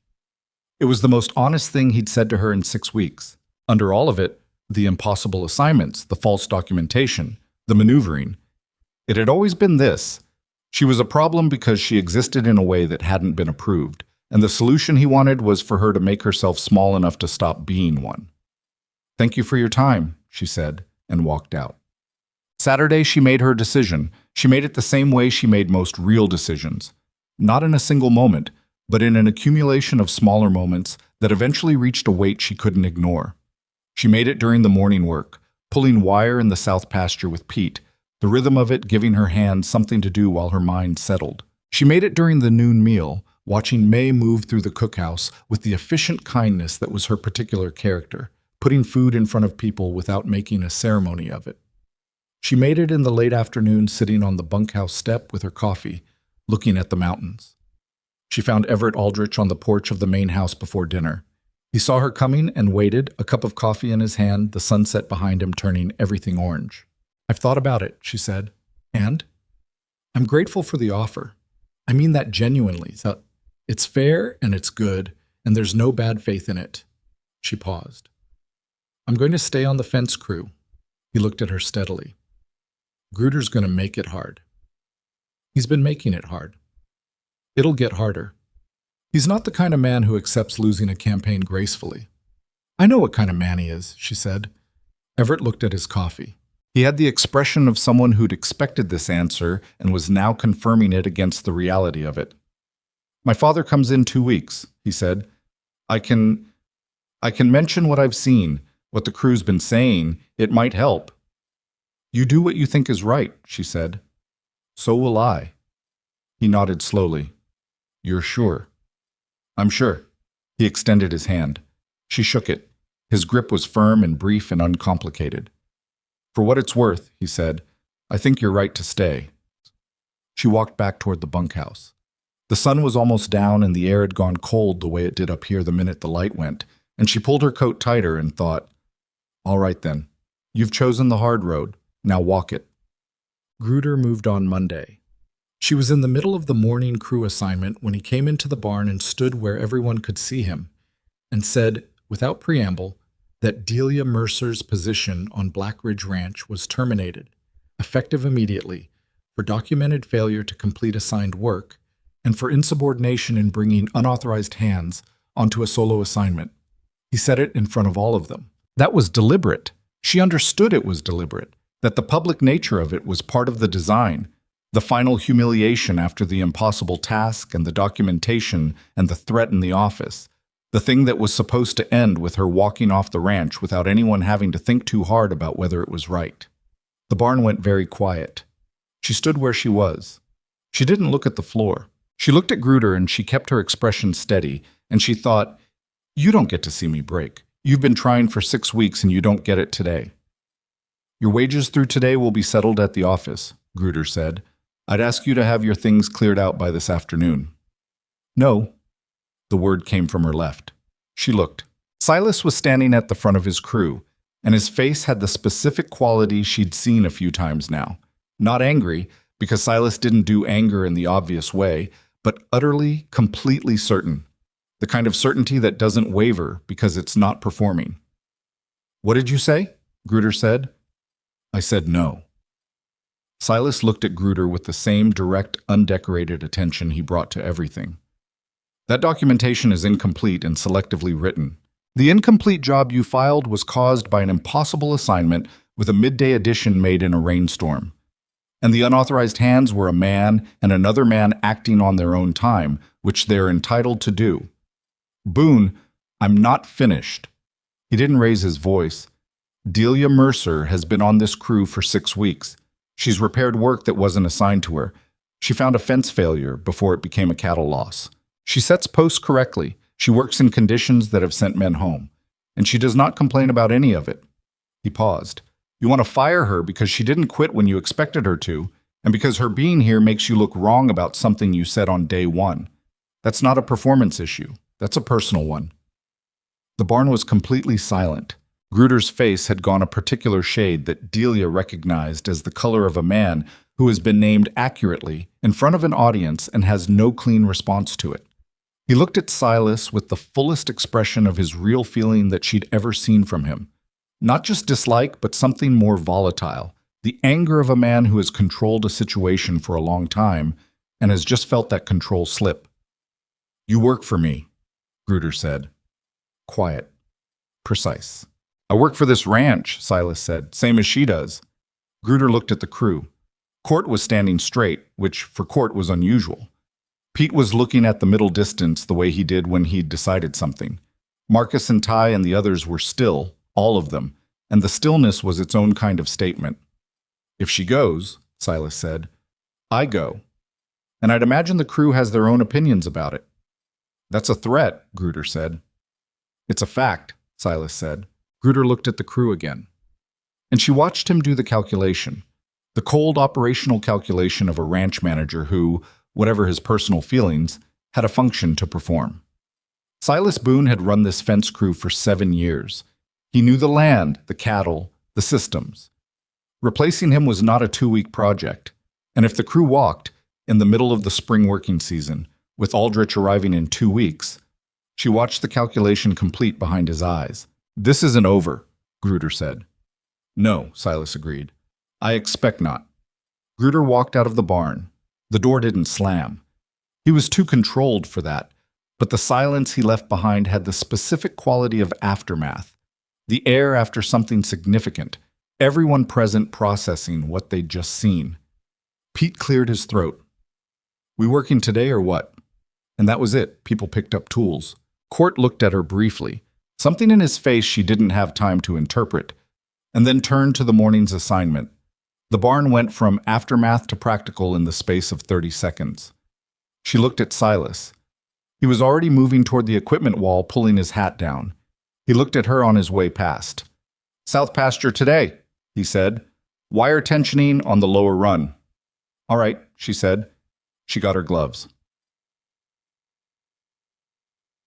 Met. Everett Aldrich found Silas and Delia both that evening after dinner. He'd clearly been told, or had heard, what had happened in the barn that morning, and his expression when he came into the yard carried the weight of a man who'd spent the day thinking about a thing and had arrived at a conclusion. "I'm going to write to my father," he said without preamble. "Tonight. I'll have it on the morning stage." "Mr. Aldrich," Silas started. "Let me finish." He looked at both of them. "I've been here 4 days. In 4 days, I've seen the fence line records. I've talked to May. I've talked to the crew. And I've watched Gruder manage a situation that should have been simple in a way that's become genuinely problematic." He paused. "My father hired Gruder to manage an operation, not to run personal campaigns against people who inconvenience him. That's not what he's paying for." "Your father trusts Gruder," Silas said. "He does. And Gruder has run the operation competently, mostly. But this..." He shook his head. "I'll tell my father what I've seen. He'll be here in less than 2 weeks. He can decide what to do with it." He looked at Delia. "In the meantime, Gruder doesn't have my support for dismissing you. He can document whatever he wants, but the dismissal this morning was not sanctioned by ownership, and I'll put that in writing if I need to." She looked at him. "Why?" she said, not ungratefully, genuinely wanting to understand. He considered the question honestly, which she appreciated. "Because I can see what's actually happening," he said. "And because my father built this ranch on the idea that what matters is whether the work gets done, not who does it." He paused. "And because Gruder told me you'd probably quit on day 2, and you didn't, and I find that instructive." He went back toward the main house. Silas watched him go. "He's a better man than I gave him credit for," he said. "He's not complicated," Delia said. "He just looked at the situation honestly. Most people don't." "No," she said. "They don't." The next 10 days were the strangest she'd spent on the ranch. Gruder was present and functional in managing the operation the way he always had, but something in the dynamic had changed, and everyone could feel it, a redistribution of weight in the invisible structure of authority, the way a building feels different after one of its load-bearing points has shifted. He gave assignments. The assignments got done. He didn't come for her again. She didn't trust it.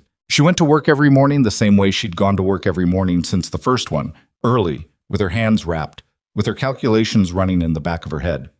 She didn't relax into the stillness. She knew what Gruder was. What changed in those 10 days was subtler and more real than the temporary quiet from Gruder.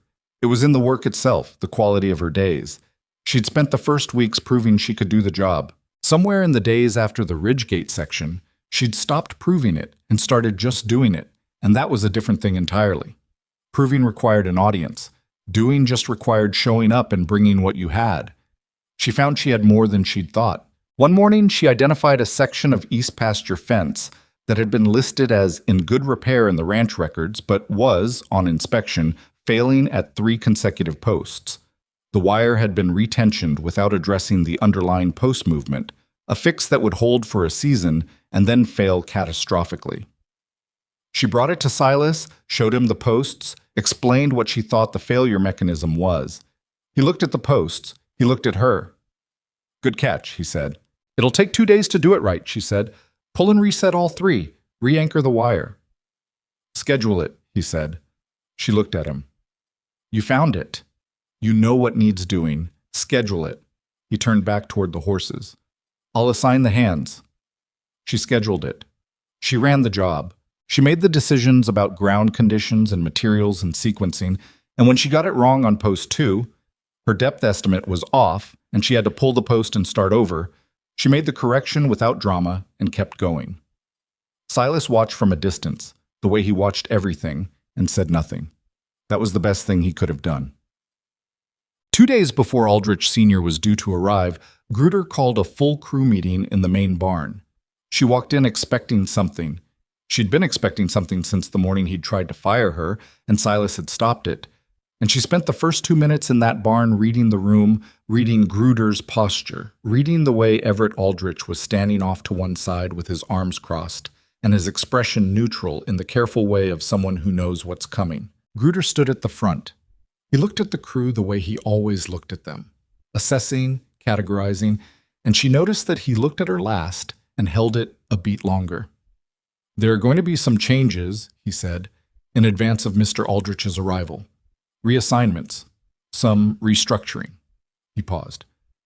"Miss Mercer, I'm moving you to the supply inventory team effective this week. Your fence crew duties are concluded." She went still. The crew went still. It wasn't a firing. He was too smart for another firing. Everett Aldrich had made his position clear, and another direct firing would have created a direct conflict with ownership before Senior Aldrich had even arrived to form his own opinion.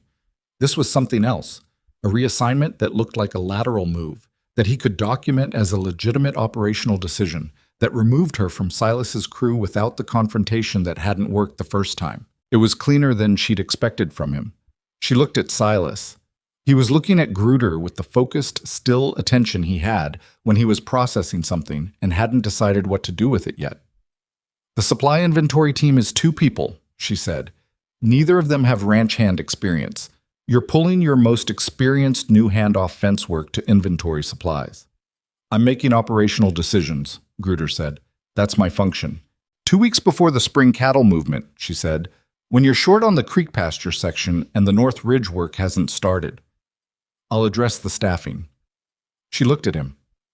He held her gaze, and she could see it in there, the satisfaction he was allowing himself, the particular satisfaction of a man who'd found a path around the thing that had been blocking him. He wasn't firing her. He was simply making her irrelevant again, returning her to the margins, the same margins she'd stepped off when she'd gotten on that wagon 6 weeks ago. "I'd like this in writing," she said, a small flicker in his expression. "What?" "The reassignment. I'd like the documentation in writing, with the stated reason." The flicker again. He hadn't expected that. He'd expected the quiet acceptance, or maybe anger, something he could use, but not this, a calm, practical request for documentation. "Standard reassignments don't require—" "I understand they don't require it," she said. "I'm requesting it." Everett Aldrich moved slightly from his position against the wall. Just slightly. Gruder saw it. "Fine," Gruder said. "I'll have it prepared." "Today?" He held her gaze for 3 seconds. "Today." She nodded. She looked at the crew one more time. Pete's sideways attention, Court's jaw set tight, the others arranged in the various postures of people who are watching something and have opinions about it. She looked at Silas last. His face said, "I know. I'm not done yet." She walked out of the barn into the May morning, the sun fully up now, and the mountains clear against a sky that had finally decided to be blue without argument, and she stood in the yard and breathed the cold, clean air and thought about what Silas's face had told her. She'd been on this ranch 6 weeks and 2 days. She had calluses where she'd had open wounds. She had knowledge in her hands and her body that she hadn't had when she'd stepped off that wagon and miscalculated the drop. Gruder had a piece of paper. She had everything else. She went to find May and get her coffee and think about what came next, because what came next mattered, and she intended to be ready for it.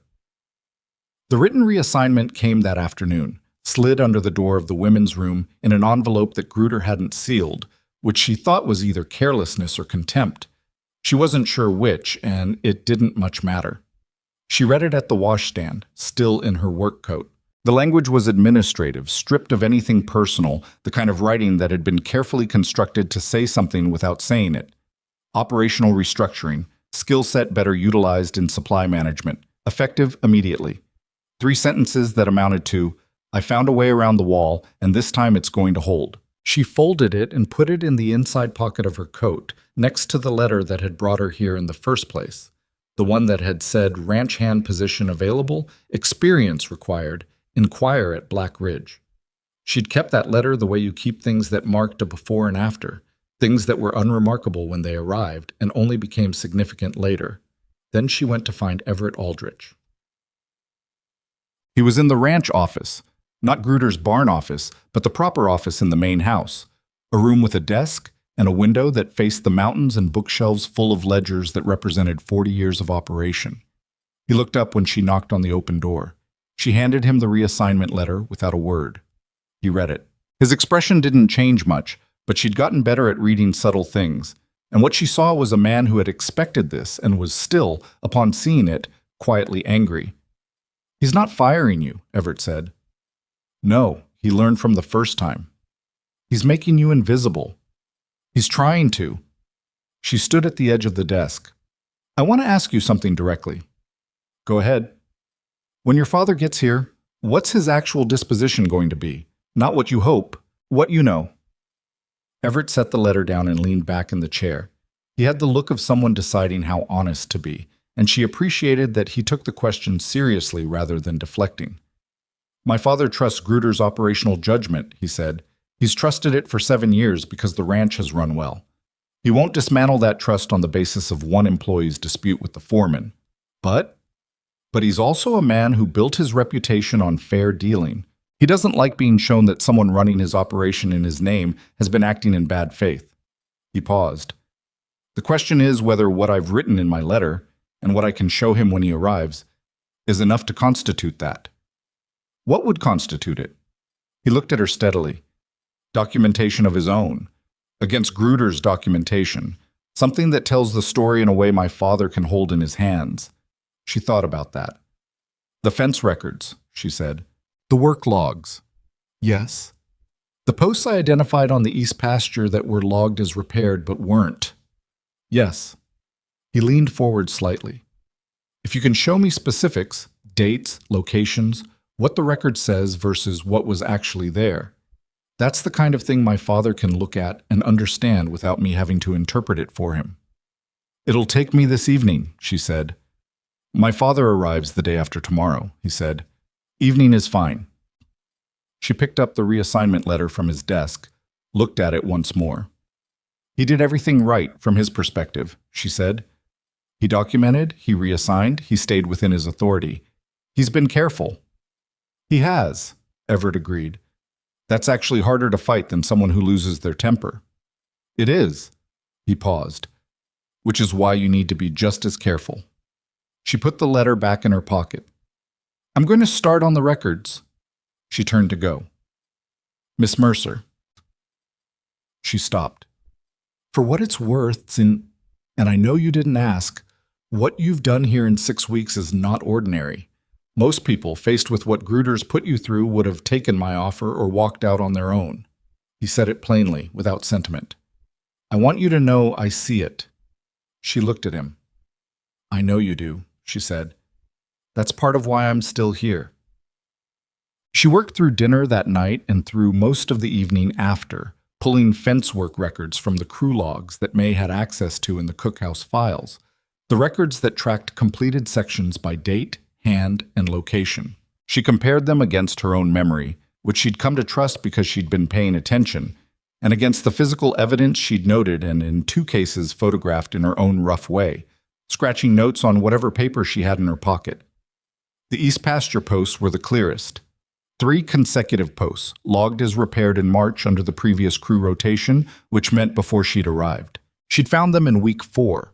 Failed, moving, the wire retensioned over compromised anchoring. She'd corrected them. That correction was in the work logs under her name, which meant the record showed a repair in March and another repair in May, on the same posts, without any documentation of what the May repair had found.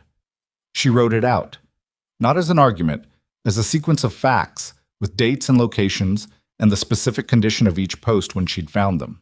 She kept her language plain and practical, the same way she worked. No ornamentation, just the thing itself. She also wrote down the fence failure she'd identified on the south pasture in week 3, and the water trough repair, and the ridge gate section, the assignment, the midday addition in the rain, the completion the following morning, and the documentation Gruder had filed against her. By 10 o'clock, she had 4 pages.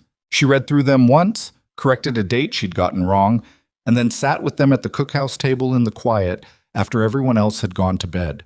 The lamp burning low, the mountains invisible in the dark outside the window, but present in the way that permanent things are present even when you can't see them. She thought about the woman who'd stepped off the wagon 7 weeks ago, the one who'd miscalculated the drop and caught herself on the rail and kept moving. That woman had arrived with a bag and a letter and nothing else, no reputation, no proof of anything, no reason for anyone to extend her the benefit of any doubt.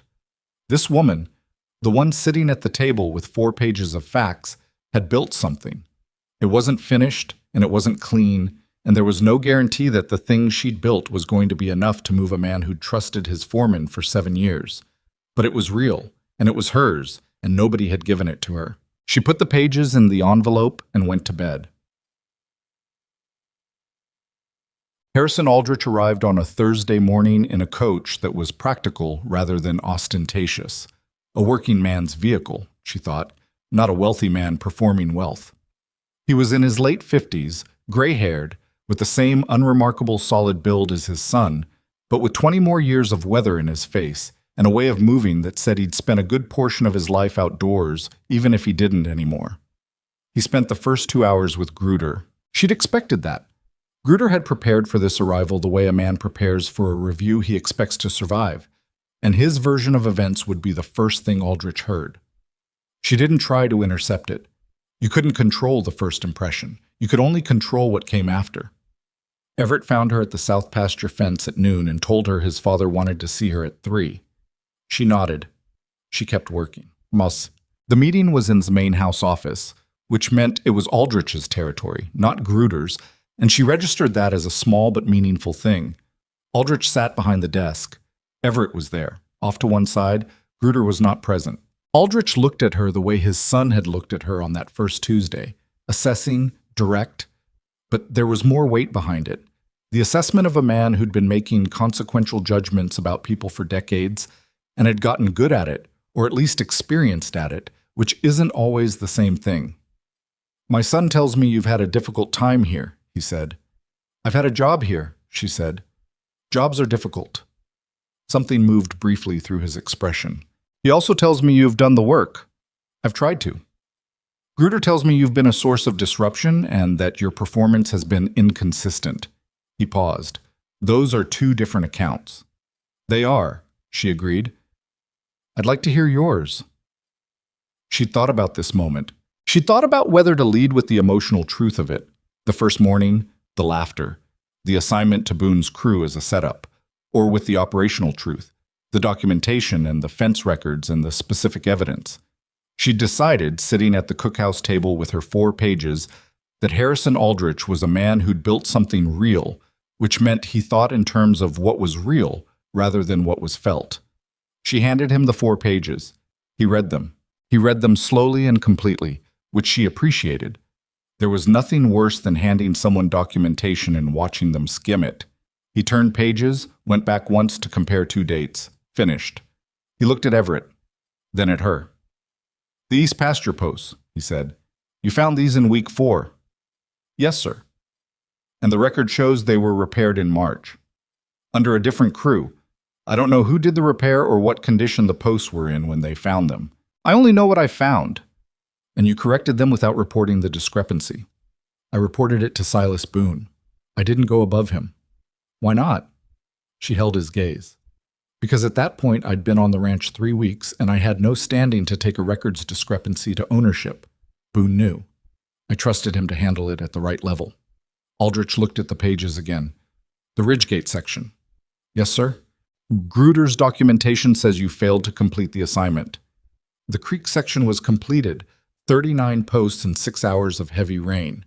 The Ridgegate section was an addition communicated 4 hours after I started, in the rain, with 1 day's light remaining. I completed it the following morning. With help. 2 crew members who came on their own time.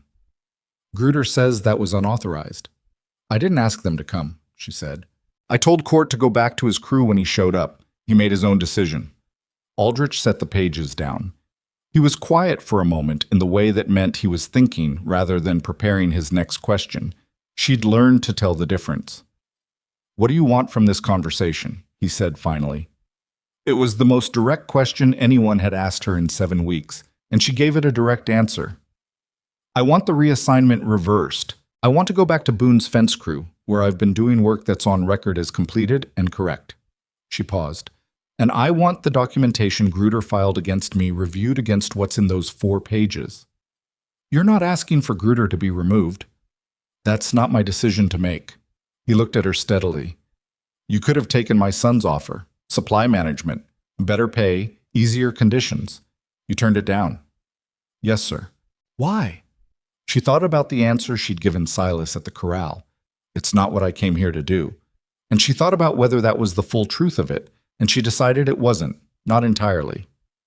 "Because I've spent a long time being the person that people think can't do something," she said, "and then doing it anyway, and having it not change anything. I'm not interested in taking an easier job as a consolation for a fight someone else picked." She paused. "I want the work I earned, not a substitute for it." Aldrich held her gaze for a moment longer. Then he looked at Everett. Something passed between them. A communication of the kind that exists between people who've known each other a long time, compressed and mostly nonverbal. "I'll talk to Gruder," Aldrich said. She didn't hear what happened in that conversation. She didn't try to. She went back to the supply inventory room, where she'd spent 2 days doing work that was competent and joyless, organizing purchase records with the same thoroughness she brought to everything and hating every minute of it. And she waited. Silas found her there at 5 o'clock. He stood in the doorway of the supply room and looked at her sitting at the inventory desk, surrounded by purchase ledgers, and the expression on his face was something she'd file away for later. Something between relief and a kind of controlled anger on her behalf that he was managing carefully. "Aldrich wants you back on the crew," he said. She set the ledger down. "Gruder's authority over personnel assignments has been limited," he said. "Aldrich is handling assignments directly for the remainder of the season." "And Gruder?" "He's still managing Foreman, operations, scheduling, supplier relations, not personnel." He paused. "He's not happy." "No," she said. "He wouldn't be." She looked around the supply room, the organized ledgers, the clean desk, the window that faced the yard rather than the mountains. "When do I start?" "Tomorrow morning," he said. "East pasture. There's a section on the lower run that needs the full treatment, pull and reset, new wire. I was going to put Marcus on it, but..." He stopped. But you found it," he said, "and you know what it needs." She stood up. She picked up her work coat from the hook on the wall. "I'll be there at 6. 6:15 is fine." "6," she said. He almost smiled. She walked past him out of the supply room and into the yard, where the May evening was long and gold and the mountains were doing their complicated thing with the light, and she stood in it for a moment and let herself feel the full weight of what had just shifted. It didn't feel like victory. She'd thought resolution might feel clean, the way endings are supposed to feel clean. It didn't. It felt more like the end of something hard giving way to the beginning of something that was still going to be hard, just in a different direction. Gruder was still on the ranch. The documentation was still somewhere in the files. The ranch hadn't been transformed by her 6 weeks in it. It had only been moved slightly. The way you move something heavy, not all at once, but by repeated incremental effort. But she was back on the fence crew. She was back in the work she'd earned. That was enough. She'd learned in the past 7 weeks that enough was a real thing, not a consolation prize for falling short of everything, but an actual assessment of what mattered. But Gruder found her the next morning before she reached the east pasture. She'd seen him coming from 50 yards and had let herself register the particular tension of it, the last encounter tension, the shape of a man who has lost something and is deciding how to carry that. She kept walking. He fell into step beside her. They walked in silence for a moment. "You got what you wanted," he said finally. "I got what the work earned," she said. "Same thing from where you're standing. Not to me." He was quiet again. She could feel him working through something. Not softening. She didn't think Gruder was capable of softening, but arriving at some kind of accommodation with the reality of the situation. He was a practical man. That was both his flaw and his floor. He hadn't stopped operating when the situation changed. He'd adapted. She didn't like him, and she didn't trust him, but she understood him better than she had 7 weeks ago. "You're going to be on this ranch," he said, "and I'm going to be on this ranch." "Yes. I want to know how you intend to conduct yourself." She looked at him. "The same way I've conducted myself since the first day. I'm going to do the work. I'm not going to make your job harder than it needs to be." She paused. "But I'm not going to be smaller than I am to make you comfortable. That's not an offer I have available." He held her gaze, and she thought she saw something cross his face that she hadn't expected. Not respect exactly, but a kind of recognition, the look of a man who had pressed hard against something and found it didn't give the way he'd expected, and was now adjusting his understanding of its composition. "Fine," he said. He turned back toward the main barn. She kept walking east. The east pasture section took 2 days.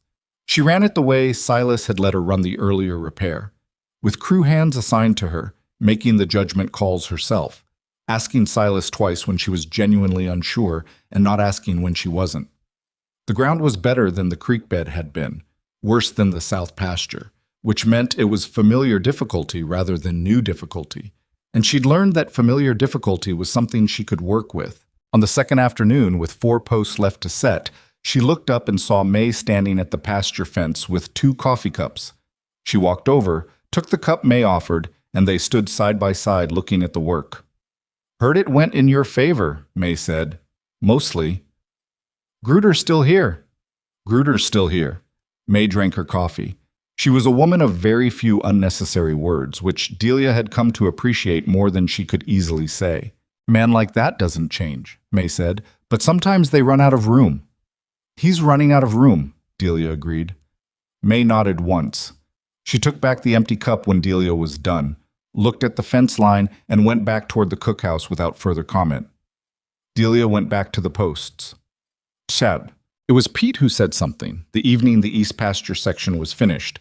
He came and stood beside her while she was coiling the remaining wire, doing the careful tight coil that kept it from kinking, and he watched for a moment with his sideways attention. "You know," he said, "when you got here, I gave you 2 days." "I know." "I was wrong," he said. She kept coiling. "You were operating on available evidence." "I was operating on assumption," he said. "There's a difference."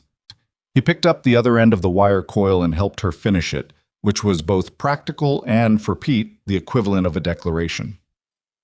"You're a good hand," he said. "I should have said it before." "You said it the way you know how," she told him. "On day 4 you handed me the bar." He was quiet for a moment. "You noticed that?" "I notice things." "Yeah." He tied off the coil. "I've noticed that about you." 3 weeks after Harrison Aldrich's visit, on a Saturday evening in late May, when the last of the mountain snow was giving up its holdout and running in small streams down the draws, Silas found her at the near corral.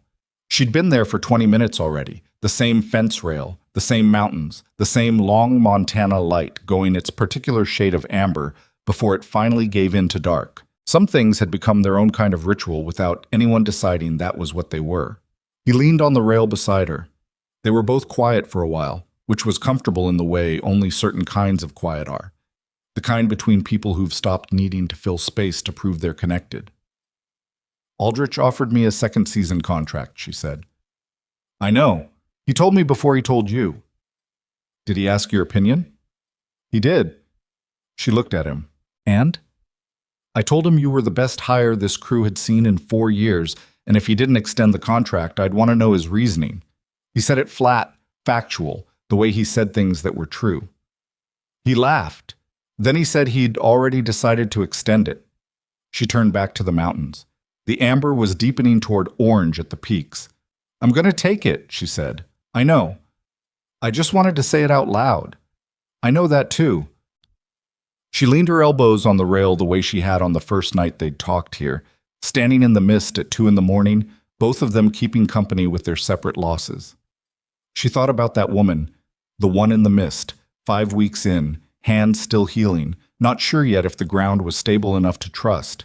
She couldn't have predicted this from there. She hadn't let herself. "There's something I want to say," Silas said. She waited. He was quiet for a moment in the way that meant he'd started before he'd finished deciding and was catching up to himself.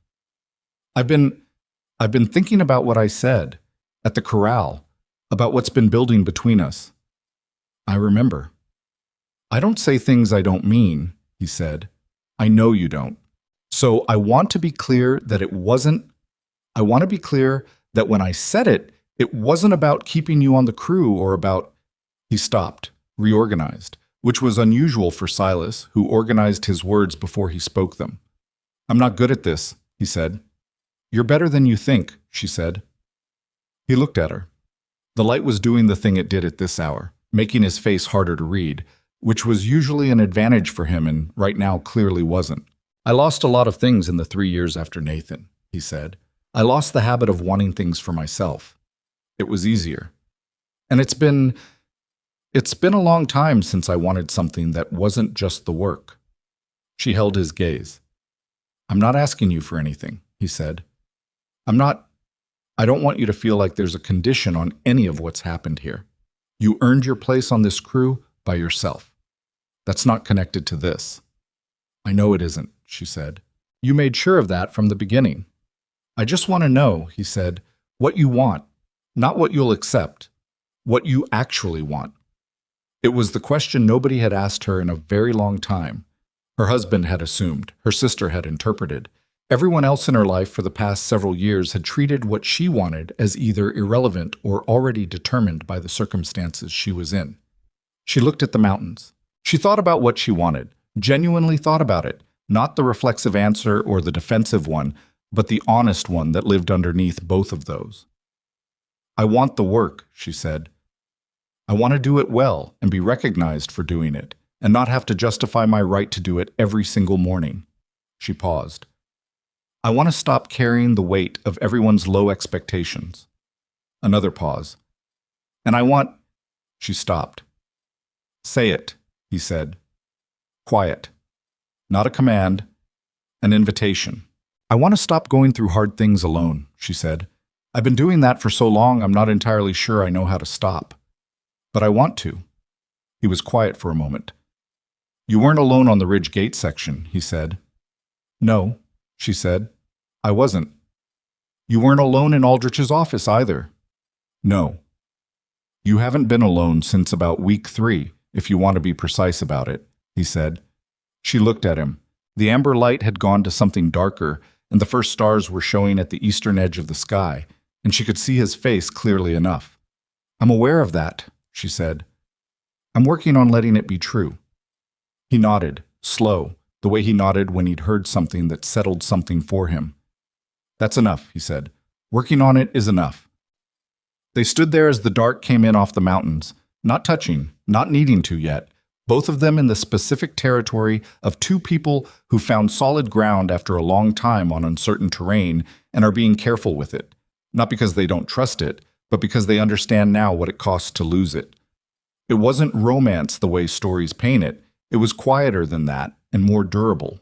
It was two people who'd both been through the particular erosion that comes from loss and time and doing everything alone, and who had found, without looking for it, that the other person made the difficulty more manageable simply by existing in the same direction. She thought sometimes, in the months that followed, about what it would have taken for her to break. She thought about it not with pride. She was suspicious of pride that came from hard times, the way people turned suffering into a credential, but with genuine curiosity. What would it have taken? Whether there had been a version of those first 6 weeks that could have sent her back to the wagon. She thought there probably had been. If Silas had been Gruder's man. If the crew had been uniformly cruel rather than indifferent in ways that shifted. If May hadn't been May, hadn't pressed a tin of grease into her palm without ceremony on the 3rd morning. If Court hadn't been young enough to change. She thought about what that meant. That surviving it hadn't been purely internal. She'd had something to work with. The world had given her just enough. Not much, not generously, not without also giving her Gruder and the rain and the impossible quota. But just enough. The tin of grease. The bar handed to her on day 4.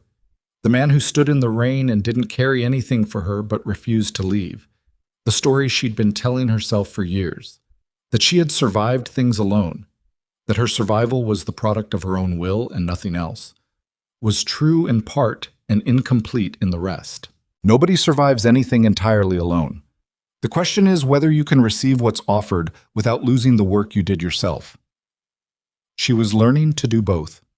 She was on the North Ridge fence crew in late June, a new section, higher ground, with a view of the valley that on clear days you could see 30 miles across. When Court pulled up beside her on his horse and said, "Pete thinks you should run your own crew next season," she kept working. "Does Pete?"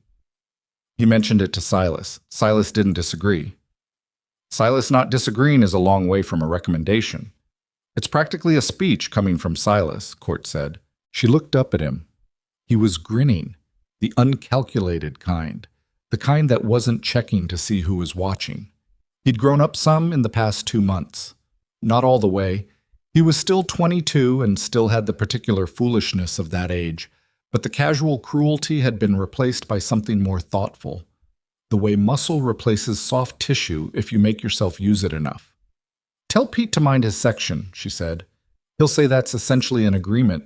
Then he can say it," she said, and went back to the post she was working. She didn't say it wasn't true, because it wasn't untrue. She'd thought about it, running her own section of fence line, her own crew, the full accountability and the full authority. She'd thought about it the same way she'd thought about the second season contract before she'd said it out loud to Silas, turning it over until it had the weight of a real decision rather than a fantasy. She wasn't ready yet, but she was closer than she'd been. The mountain air was cold and clean, and the view from the North Ridge on a clear morning was the kind that asked nothing of you except to be present in it, and she'd learned to take that when it came. She drove the bar down, felt the earth give properly, 2 feet of solid depth, good ground for once, and she set the post and it stood straight without argument. The world was full of things that didn't stand straight without a fight. She'd made her peace with that. She'd learned that the fighting wasn't separate from the living. It was how the living got done, at least for someone like her, and maybe for most people if they were honest about it. She moved to the next post. The mountains were where they always were. The fence line was growing 1 post at a time. Somewhere below, the ranch was doing what it had always done, turning slowly with the season, cattle moving, fences holding, the whole complicated machinery of a working life sustaining itself through accumulated small effort. She was part of that now, not a disruption, not an inconvenience, not the woman everyone expected to fail, just part of it. One hand among the hands that kept things standing. She lifted the bar. She had work to do.